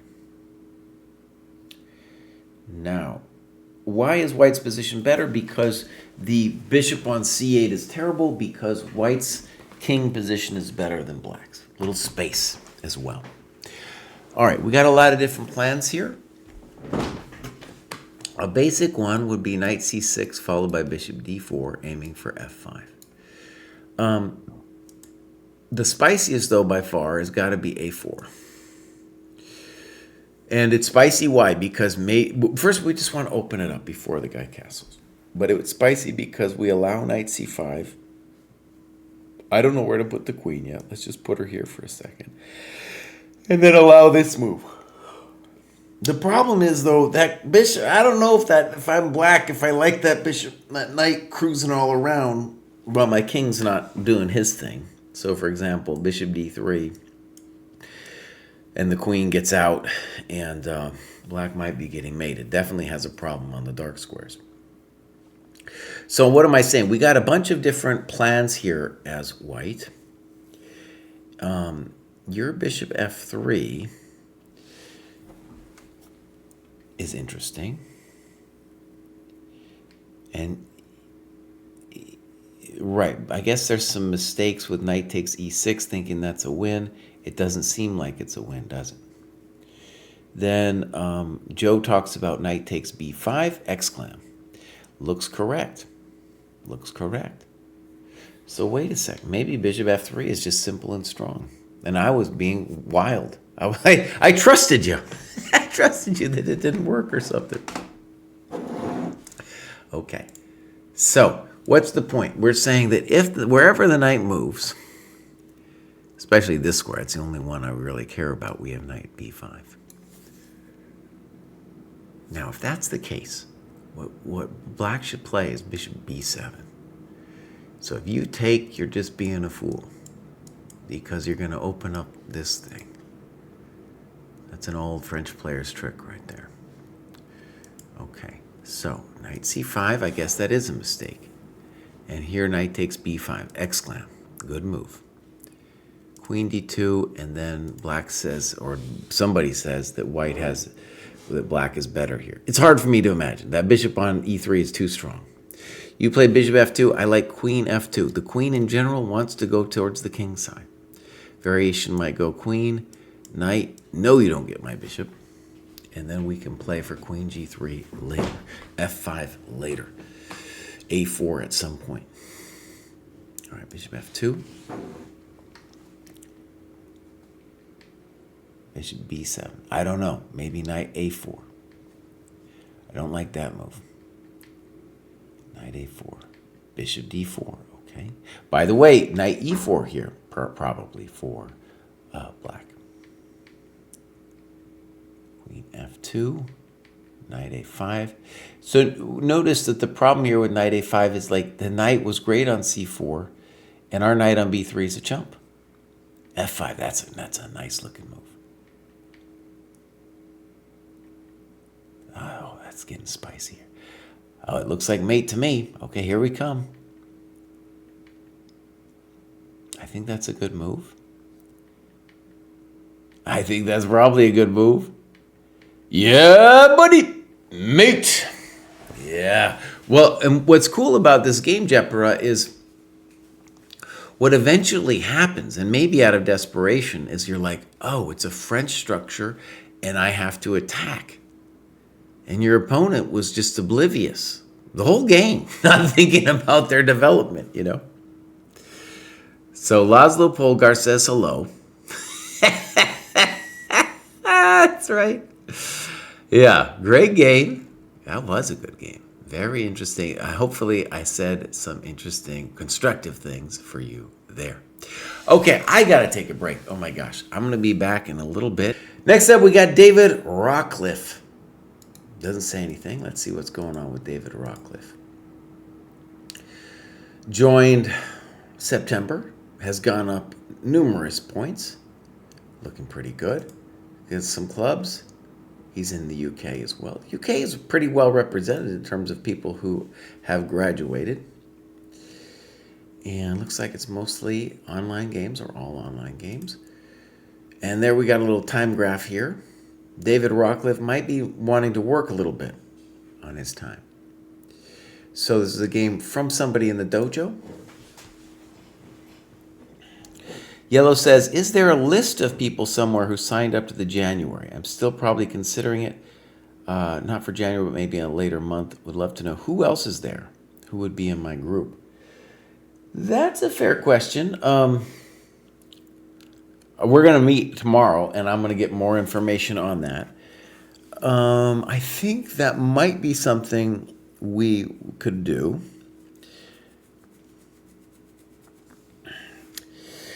The thing about, like, let's say something like that of a list of people, that's just another, like, let's call it an organizational thing that we're going to get some institutional knowledge of how it works in that month of January, right? We're going to begin to figure out things like that. Yeah. But I think ideally it would be nice to put that kind of list together. Okay, so here we go. David Rockcliffe, at least superficially, did not take their time on this one. All right. A little weird not to play knight c3. Okay. Is it a crime? I don't know. So black went for it. Or b8, I don't know. I don't get it. f3 seems unnatural. Why would we play f3? The whole idea of this setup, by the way, is that the bishop holds the pawn, and so you don't need to, play f3. Good. I don't understand black's moves, by the way. Bishop f1, I kind of like it. b4. In general, I like it. It could become a little hectic here. All right, game has gone hectic. Here we go. White goes full committal now with f4. One of the problems in this position is, first of all, a6 is weird. Generally, you would want to play a5 to prevent b4. But the goal for white in these positions is just to control black. And you don't want to really play b4 and f4 unless you really have something. So I feel like we're losing control of the battle here when we do this. Yeah, now I'm like, oh my God, what's happened? What's happened? I don't know. And he plays knight c6. A more natural move would definitely be c5 to keep that knight in there forever. White is moving too fast, by the way. Black is not playing great moves. Bishop g2, I'm not I don't know. Bishop c3, yeah, I guess he could have taken the pawn earlier. Now he's doing some superficial thing. No one knows. Here he comes. All right. Rook e7 can't be right. He's allowing knight d5. There we go. Now we're doing great. And he just resigns. He's like, dude, I've had enough. I've had enough. I don't know. I mean, what? Okay, it's terrible. It's terrible. All right. So, there's a lot to say here. Let me just look at just something real quick. So we're dealing with the 1400 cohort.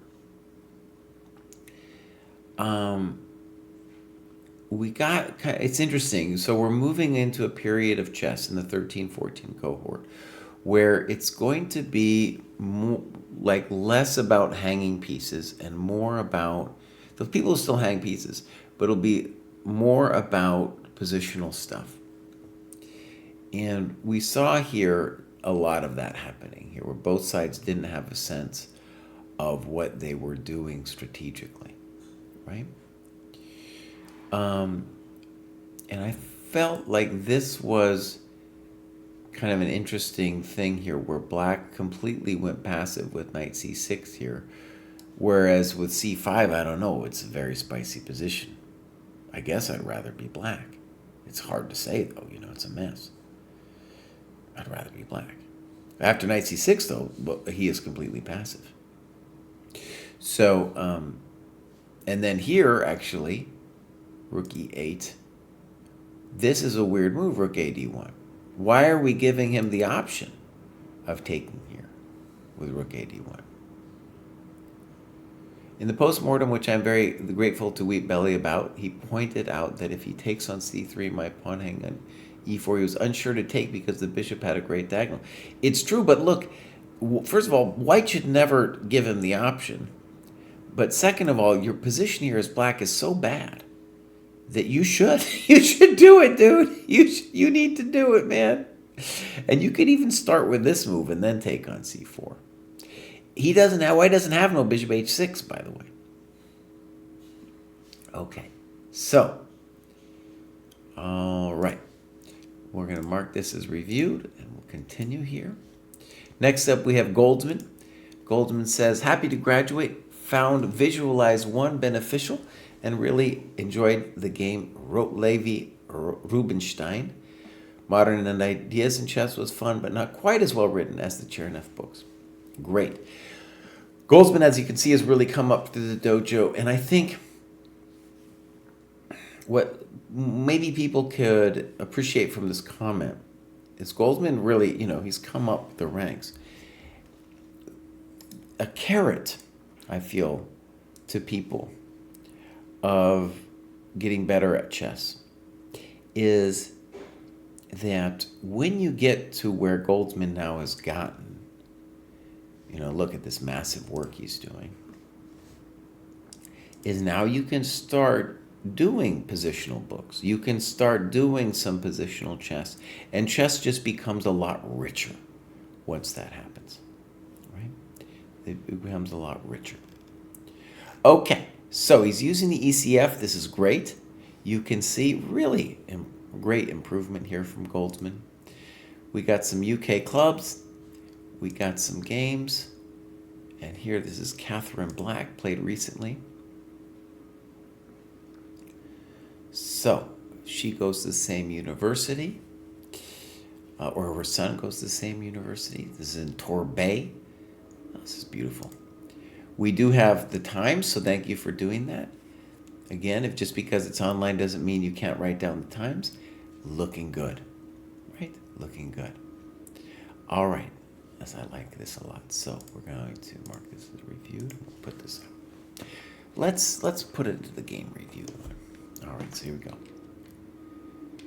Fine, good chess so far. Good. Okay. A6, unnecessary. Now you're doing great. Bishop D3. C4. And now definitely a mistake here, Bishop E2. It makes no sense. Your bishop belongs here. You want to look at this diagonal, look at the king, preserve the ability to play E4. Okay. Now, maybe A4, but B4 might be a good move for black. Black doesn't do it. Opens your rook, plays bishop D7. Queen C2. I'm worried about black playing B4. I don't know. It's less powerful than it was just a half a second ago, though. H6. Black's playing a little passive. Reasonable. Now she does it. Almost like she feels, she thought forever here, too. She feels like, now I got to do something. All right. C takes B4. I don't like it. I don't like it. I don't think we have any business opening up those squares on the queen side. What should we play? We should play E5. You said E5, BC3, and then you write Queen C3. I don't know why we would just take back. Keep this beautiful pawn here. I don't know where the knight's going. Here? I don't know. H7? I don't know. But you're doing great. I do know that. And you got a lot of different ways to improve your position. Black gave away their good bishop. You're doing great. So this is wild. Now the knight comes a-hopping. Okay. Now you do this. You want to get frisky. Oh, okay, here we come.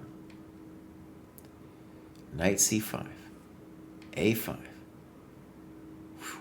Queen D2. Castles. Finally. Finally they castle. Castles. F6 maybe. Now, a simpler move for black would definitely be knight G5. They got a bad knight. They should fix it. You get frisky. Maybe that's a good move. Okay, so Fe5 definitely isn't it. Queen F7's played. I think definitely bishop E8 could be considered here for black. Okay, so now EF6.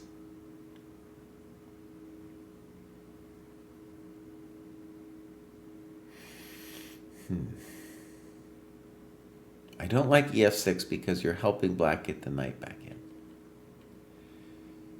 Yeah, no good. No good. Notice that you stranded your knight there on, well, I guess you could argue the knight's coming back. Bishop e5, yeah, you got to bring that knight in, bud. Yeah, it's time to bring the knight in. Oh no, rook c2. I don't like, what does they do? Rook d8. That beautiful rook is looking at the f2 square. Play knight b6 or something, black.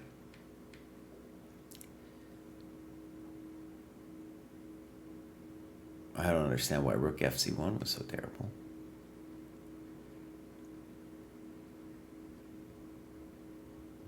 I don't know. There's a lot of moves here I don't understand. Good move. Good move. And he says defending everything. But nothing was attacked. Okay.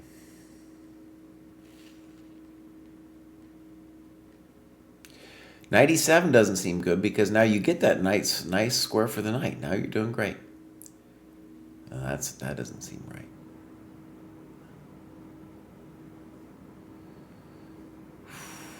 Spicy position. Here you spent 2.5 minutes thinking. I'm not a fan of what black is doing. Moves like king f1 come to mind. Yeah, I don't think knight c6 was any good. I don't think they have any business taking. I don't know why we gave away our good bishop. Oh, knight h3, that's a terrible move. So that move, actually, I think your chess improvement should be guided by the following thought. If I can avoid playing passive moves like knight h3, my chess is just going to be so much better, right? You can't be putting your knight there. Don't be putting the knight there. All right. g4. I don't like it. King f6 makes more sense to me. Now black has to spend a tempo. And now you can play knight d3. You say rook e1 stronger. Why do I want knight d3? I want you to fix your knight.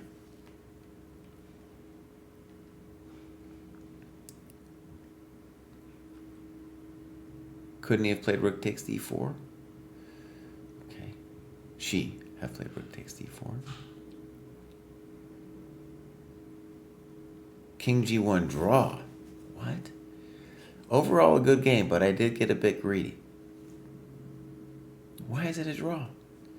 This is the most complicated thing I've ever seen in my life. This isn't a draw. What are we talking about? Why is it a draw? I don't get it. No comprende. No comprende. I don't know why that's a draw. Okay. So. Whew. Spicy stuff. We will note, I mean, there was a hanging pawn that she gave you and stuff, but we will note there was a lot of strategic stuff. As we come up in these slightly higher cohorts, it's about strategic stuff, like seeing that bishop c2 is obviously the right move and not bishop e2. So right here as an example, right? Yeah. Okay. Well done. Good annotations. And now we got Spider's Latin.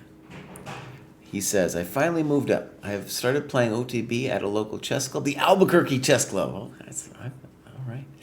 This has helped me a bunch where it comes to forcing me to study and seeing the board differently. I feel it has helped me to see the board wider. I haven't had a chance to do any tourneys yet, but hopefully I can make time in the future. Doing tactics more with a wide mindset of why the tactic works and looking at all the pieces has helped me internalize the tactics better and has helped me to see them in the game better. I haven't really been logging them as I should, but I do tactics 30 minutes to an hour to 2 hours daily. Being able to study openings with my better knowledge of chess has been great as well.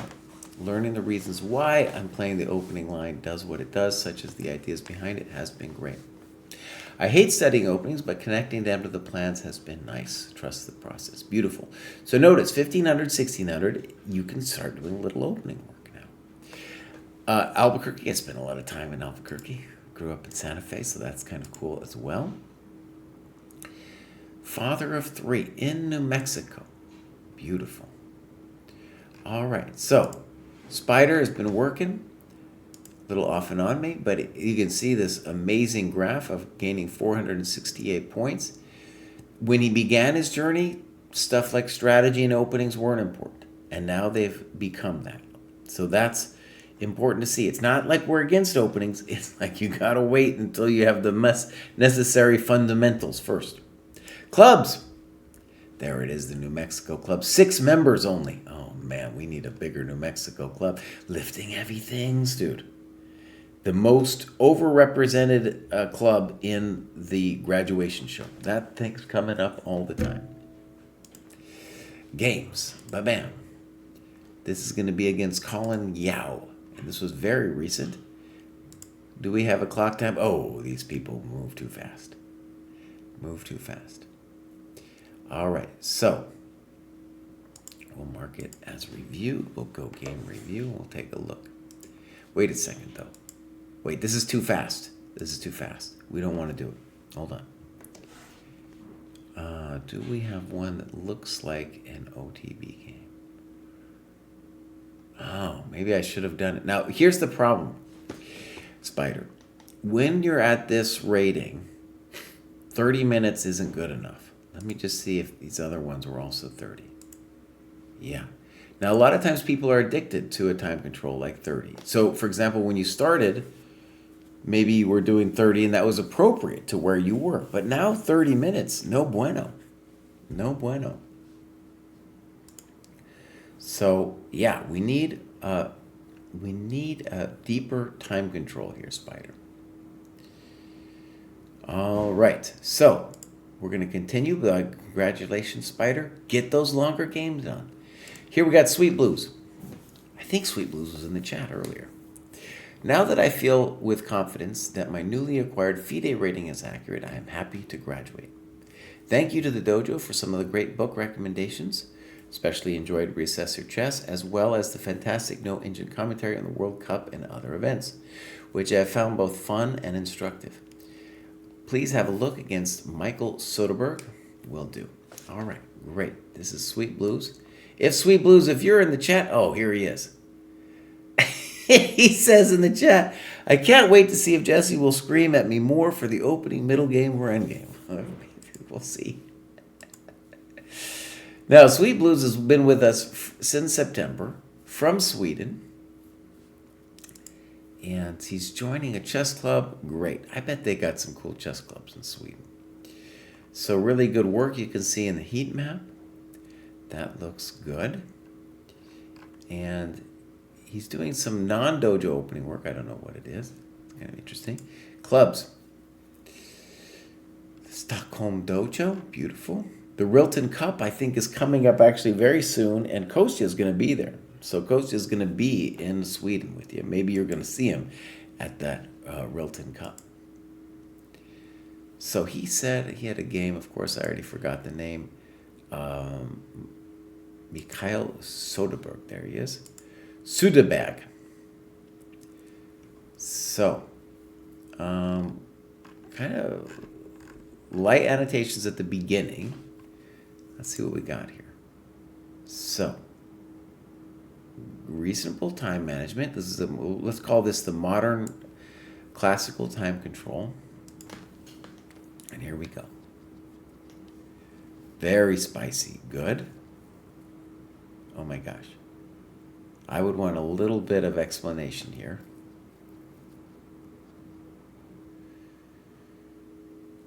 Oh my gosh. Here we go. Poor move. And now a poor move here. Bishop takes c3. We definitely want to talk about what's going on. So notice that what white did was they gave you that beautiful bishop, and now you have all the advantages of the position, which you really toss when you play bishop takes c3, and you think for a while on it. So we want, more thinking there. I think your default move here should definitely be queen b6. A very standard plan could be queen b6, castles, d6, knight d7, and I think you're doing marvelous. I'm sure you got other plans too, right? Knight a6 followed by knight b4 to d3 looks very fancy too, right? But that's not it. That was your good piece. I don't know about taking. Okay. Now, I think I understand your intention. I think you were saying to yourself something like, well, if I do this, I get the e-file, maybe I get to play rook e8. Unfortunately, it doesn't do much. And the extra pawn on c4, not that special. Also, your bishop on b7 is now officially a victim, right? There comes the victimization. Now, from White's point of view, I would say the challenge is, how do I do something creative with the knight? I'm not a huge fan of this move, or at least I don't know what his plan is.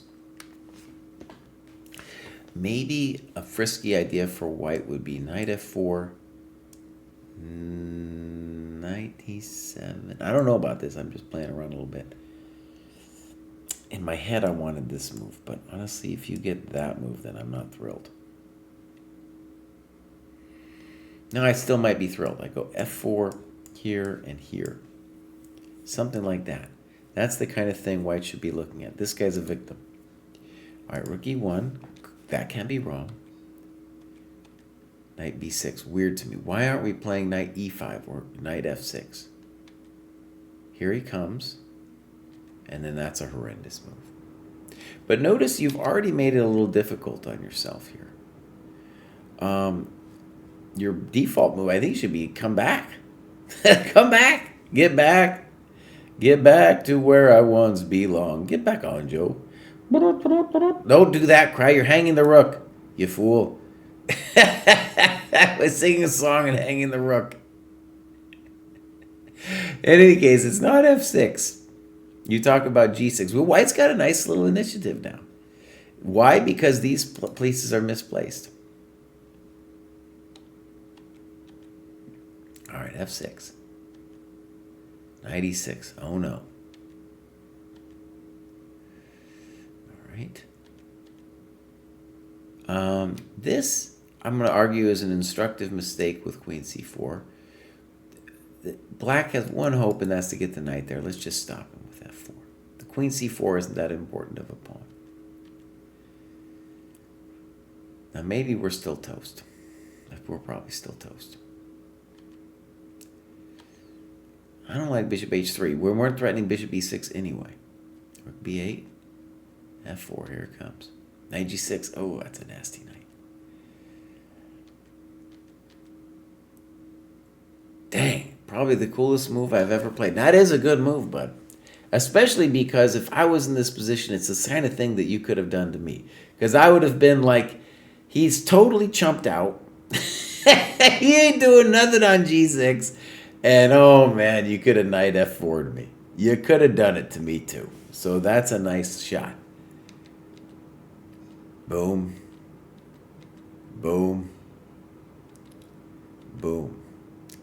Now, was this truly, there was a better continuation? It seems like there had to have been. Why are we giving up our queen? Now, what is our assessment here? No. Probably still winning for black. I like bishop f5 better. Fine. Yeah, that knight's awful. I like king e7 better. That can't be it. The a4 can't be it. Play a5. Then bishop d7. Oh my god, he's putting all his pawns on victim squares. Play a5. Bishop a6. Oh my gosh. Check to the miserable king. Oh my god. King f3. I don't know. Actually, there's no hope left. Chess is an easy game. Okay, so your opponent played pretty soft. Wait, how come the game goes on? How come the game goes on? I don't understand. Wait a second. Here, king h4 is probably winning, but notice the king f3 is much better because it prevents knight e4. Knight e4, you'd have bishop c4. What has happened to our coconuts? this gotten kind of loosey-goosey here, hasn't it? Oh my gosh. Oh my gosh. King F5. You had plenty of time here, by the way. Plenty of time.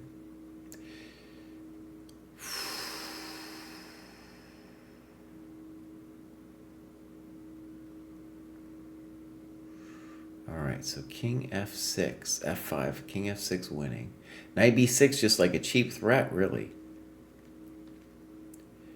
Now, my sense here is you stopped analyzing this game, but it still may be winning for you. I think, I would need to do some analysis here. So the main question for black, see, when you play c3, you give the knight the square. So the main question should probably be King e5. Okay. Good. H2, C2, okay, it's maybe similar.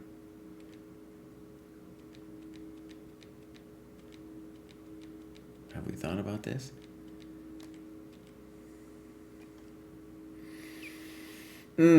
Now, let me stress something here. So, one thing we want to say is that you absolutely need practice, and it's going into a deeper analysis of this thing, just setting up a board and doing the analysis. Because yes, King F5 was a mistake, but the analysis of this position, you might still be winning. And I couldn't tell you just immediately what's going on here. It's very spicy. My guess is it's still winning. Right? Mobilize the king, and the pawn is going to cut the knight's retreat squares. I don't know. I don't know. I don't know. It's just hot, like all get out, though, isn't it? You could analyze King D5 and H4.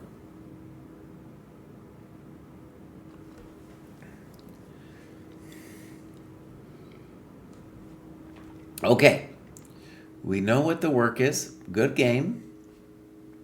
And, you're doing great. So, Sweet Blues, this is great, dude. You're doing great. I thought that was a good game to look at. Knight F4, great shot. In addition to analyzing the endgame, I want you to feel shame. I want you to feel shame about the bishop on b7 and the knight on b6. Okay? Actually, I need to remember to follow people here, too. I've been forgetting to follow people. All right, so well done. That was Sweet Blues, who's also in the chat. We got a couple more left. Next up, we have Jakob VG. Made some progress, especially since joining a local club. Definitely spent more hours on chess than is shown in my profile. Happy to follow the recommendations by the dojo as I've just started working on the woodpecker. Beautiful stuff. Woodpecker's pretty tough, dude, especially those ones that they mark as 3 or whatever it is. All right, so 1610. Beautiful, nice staircase graph coming up here. And that looks good. So he's in the Dutch dojo. Beautiful.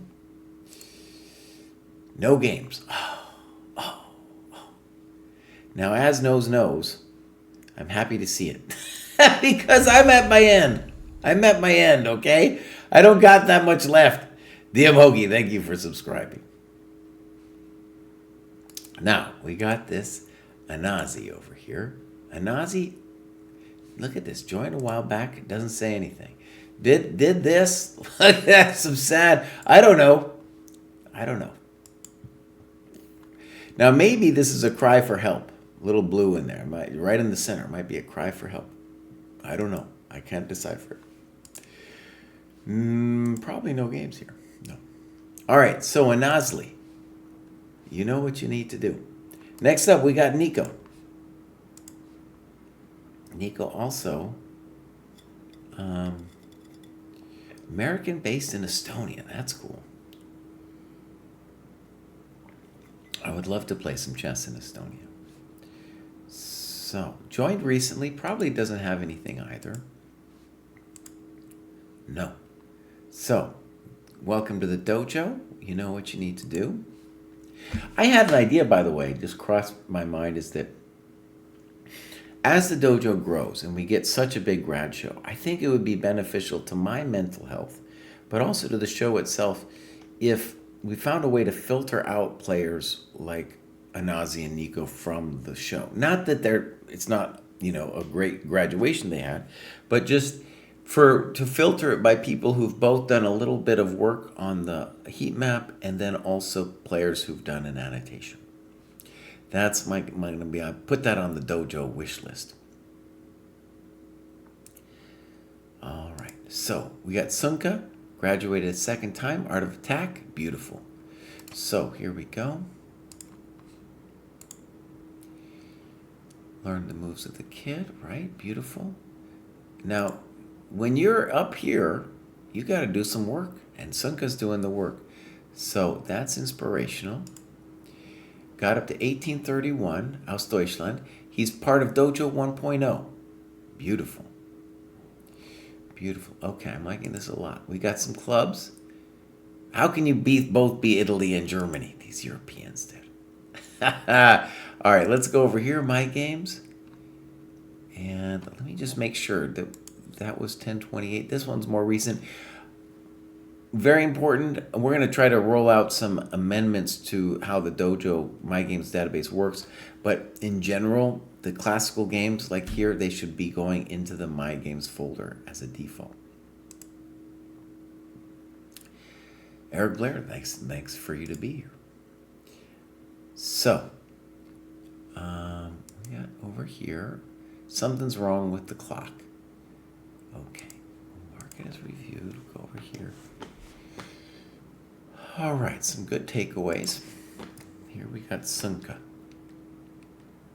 playing a slightly lower rated opponent.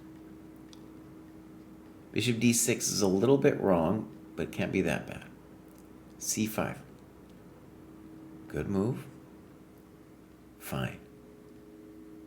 a3. I think you had other moves. I want you to talk about them, but a3 isn't terrible. Good. Okay. Good. Good. And black's in a difficult spot now because you're going to get control of both the d4 and c5 squares. Good move. And now you're just playing good chess, honestly. Knight takes, queen takes. And yes, you could have played bishop takes, but the problem is black in general doesn't want to be trading off their dark square bishop or minor pieces in general. Beautiful chess. This is good chess. b6.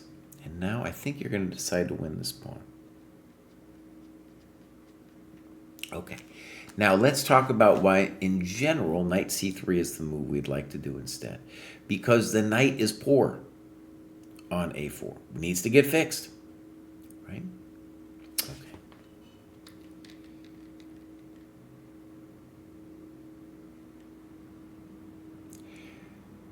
So, I think we have really put ourselves... This is an important moment, Sunka. I'm hoping you'll watch this someday.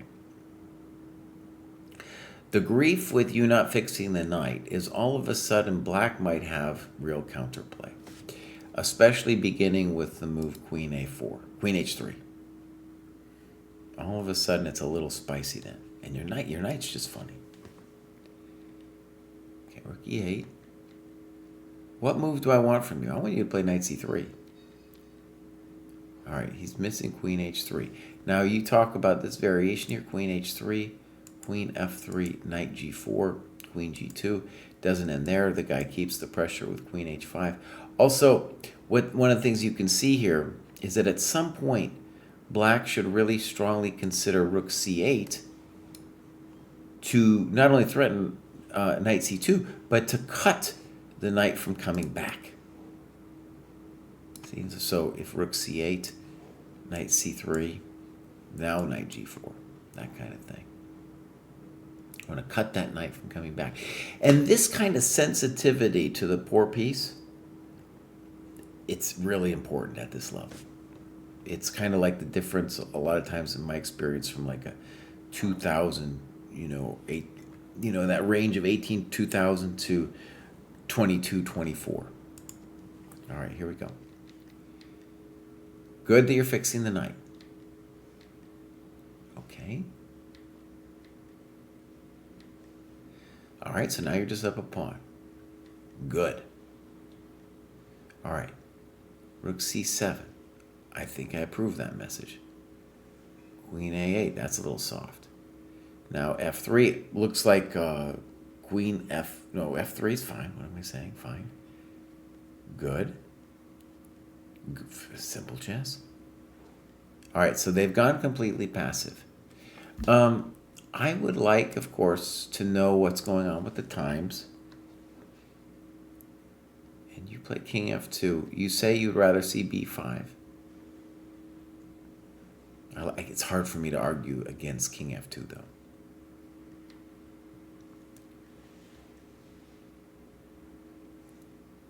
There I would be interested maybe in a b5 intuitively, because queen c6, I don't know why we're doing queen c6, though maybe I guess I do, but I like the pressure on f7. Okay. Good move. Rook b5. King f1. It's a little scary, but you are fully controlling this, it looks like. Good move. A lot of cheap threats. Okay, you could have had that with check if you wanted to. Good move. Good move. Good move. Simple chess. Simple chess. There we go. We got more pieces. So pretty soon we're gonna start pushing those babies. Yeah.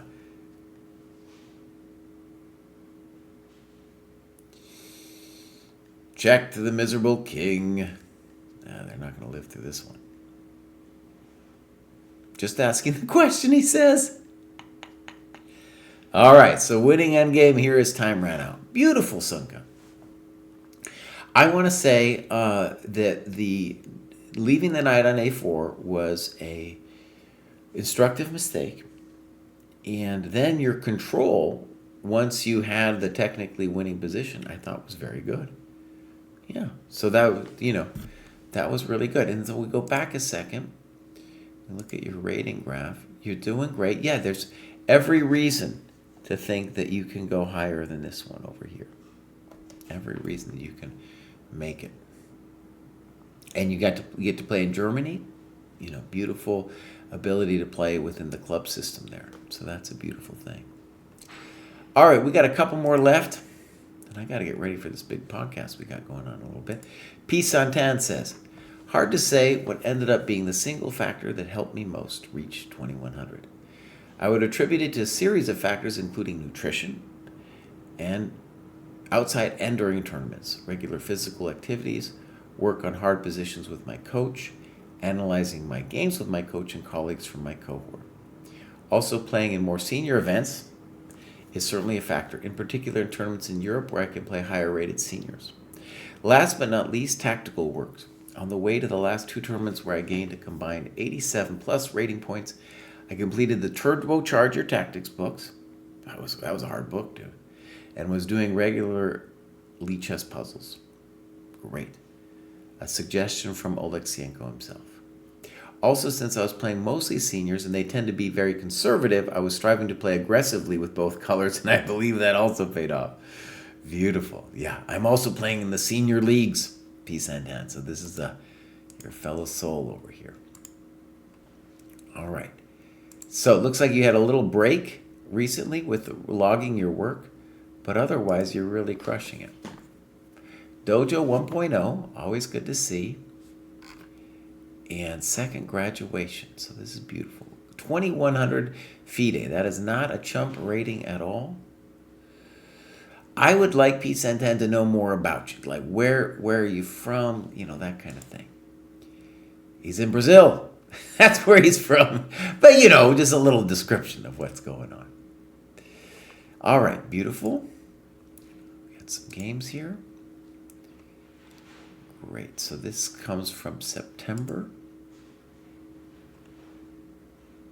And I'll tell you guys what, this is going to be from a senior tournament. I want to take my time with it. So I'm going to give myself a small break. We're going to come back and finish this up. I'll be right back. Okay, here we go. This is P. Santan, famous dojoer. Very frisky opening.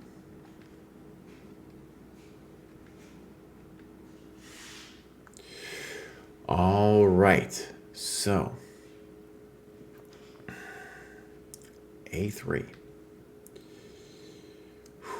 Bishop B7, Queen E2, Rook C8. All right, so this is a suggestion from Hari Krishna. It is a very spicy position. Indeed. Now, King H1 is played. F4 looks pretty correct to me, but all right, here we go. Bishop E7, F4, and now D6. Looks superficially like a blunder. Okay, and he says an automatic move that does nothing to prevent E5.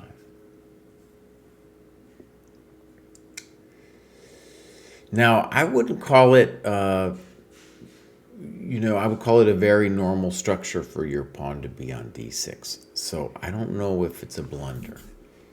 My questions have more to do with whether he can play knight B5. That was my question. That was the one I had. But otherwise, I don't think that D6 is a strategic blunder. I really don't. When you play D6, it's a very standard Sicilian position. But if you can play knight B5, then obviously no bueno, right? So he trusts you and plays E5, and now I think you're probably doing great. All right, knight D5. I think you could have taken it. I think you could have probably also played DE and knight D7.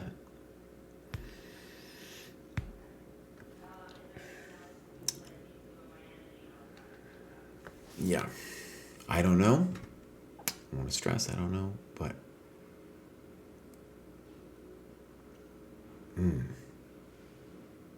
okay, I'm going to let it go, but I'm just looking at variations. So, knight D5, bishop E4. I agree with you. I think bishop D4 makes more sense. Queen C4. Snip, snop. And now he plays bishop D5, and now you play an automatic move with bishop D5. It would be great to see your time on the clock, but we don't have that here.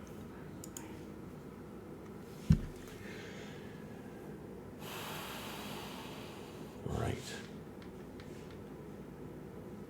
Was this genius for him to play ED6?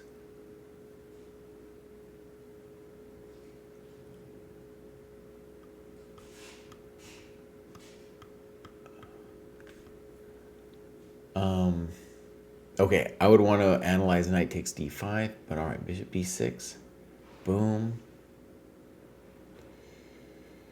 Oh, it's getting a little loopy here for me. Bishop C5, knight takes, E takes, rook FE1, okay.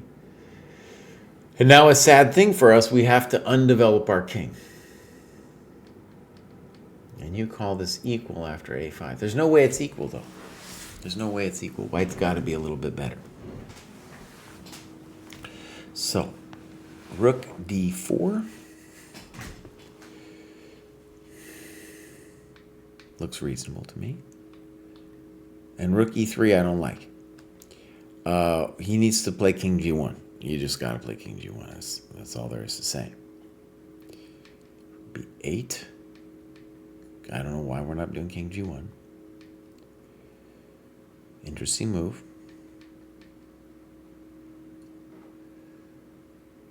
And you say white's a little bit better. Okay.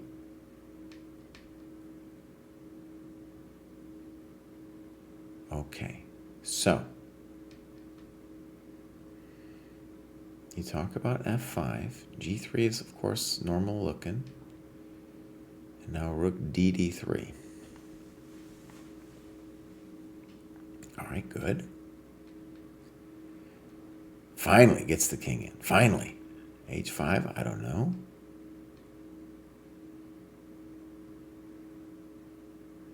And now white plays G4.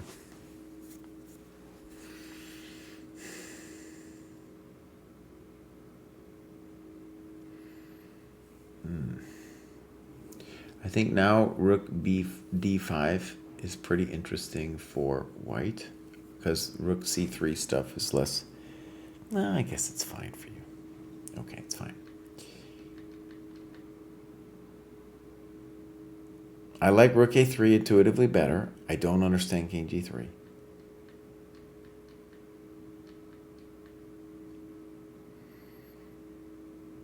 Yeah, here you could play something like g6 to just shut it all down. Good move. Now you're doing fine. I mean,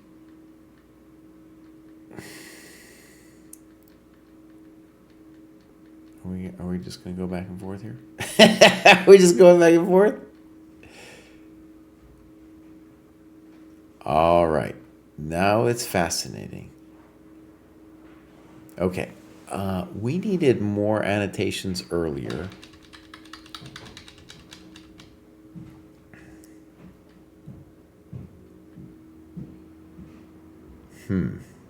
King h6 definitely doesn't look right. And now king g6. Now I think you might be in a little trouble here. It's at least difficult now.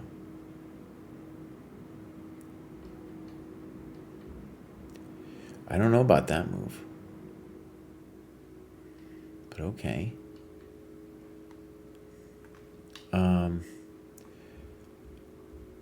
Now you're saying king g6 is equal? I don't know, man. I don't know. Yeah, I'm going to say that's a long road, actually. I'm going to say that's a long road. For example, king g6. I mean, maybe it's equal, but you just look at a position. Oh, it's close. I'm gonna grant you it's close. Makes me nervous, though. I'll tell you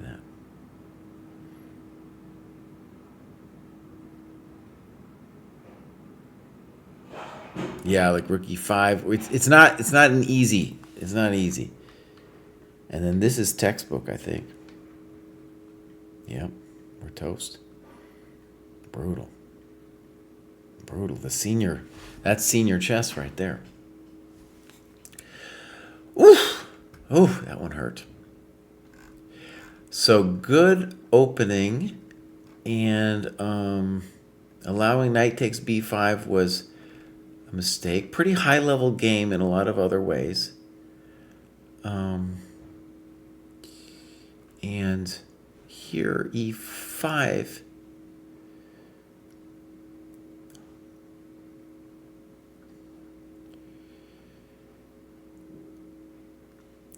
It's funny, you call it a mistake. Well, it was a mistake because he had knight b5. But this is a position I guess I would have wanted some more analysis on. So, for example, boom, boom, boom.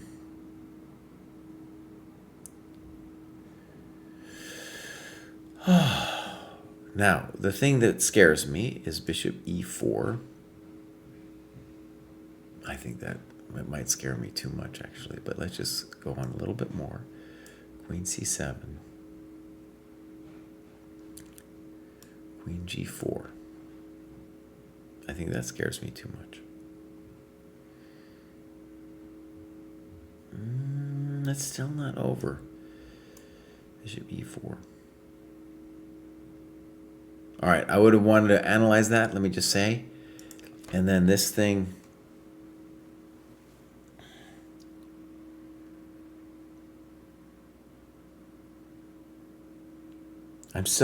I'm not 100% actually. Like, bishop d4 makes sense to me, but why it's better for him, I don't actually know. Right? So, like, let's say I take, and he takes, and I take, and I don't know what he wants to do. Takes, I castle. Why am I dead? Right? Why am I dead? I think I'm doing fine. And then this was an interesting one. And you say rook ad1, snip, snap, bishop a3. Beautiful. Standard Sicilian stuff. Okay, Pisanta. Someday I'm going to see you at the World Senior, bud. It's going to be great. World Senior team. You'll be representing Brazil, bud. It's going to be great. All right, next up we have Michael Polak, 23 years old, from the Czech Republic. Played chess when he was younger, but on a lower level with no clear goal. Only started improving during the pandemic and after discovering Dojo YouTube. Oh, that's cool. I was looking towards 21 for a long time, since most of my tournaments. Since 2020, I had a performance above 2100, but because of my established rating, it took me several years to get here. I officially joined the dojo in summer, started seriously studying in August, September, and intend to continue. 18 hours a week is my current goal, but he's got to be going to school as well. Compared to others of my rating, I think I am better at endgames and positions with material imbalances, but I lack in calculation and visualization, and chaotic positions do not suit me. Now notice, you just said that you were okay with material imbalance, but not okay with chaotic. To me, those are kind of the same thing. Chess Dojo, am I joining for the pod? I am, but isn't the pod at 3 o'clock? Let me go in here. I got it on my thing. It's 3 o'clock. If you tell me it's different, then it's different. But I'm almost done. So let's finish this Michael Polak. I hope I didn't get that wrong. Yeah, I have it as 3 o'clock.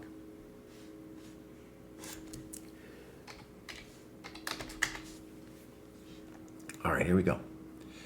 So, games. If they tell me to get off of here, I might have to get off of here. Oh my God, look at this. He's got... this is a problem. A lot of times we get people and they're not putting it in the My Games, and then I don't know where to go. Okay, guys, I gotta go. They told me the wrong times. Michael, I will promise to do this again. I'm gonna follow you here. You've got a beautiful chess in front of you. Yeah, good stuff. All right. Whew, man, Jesse, gotta go.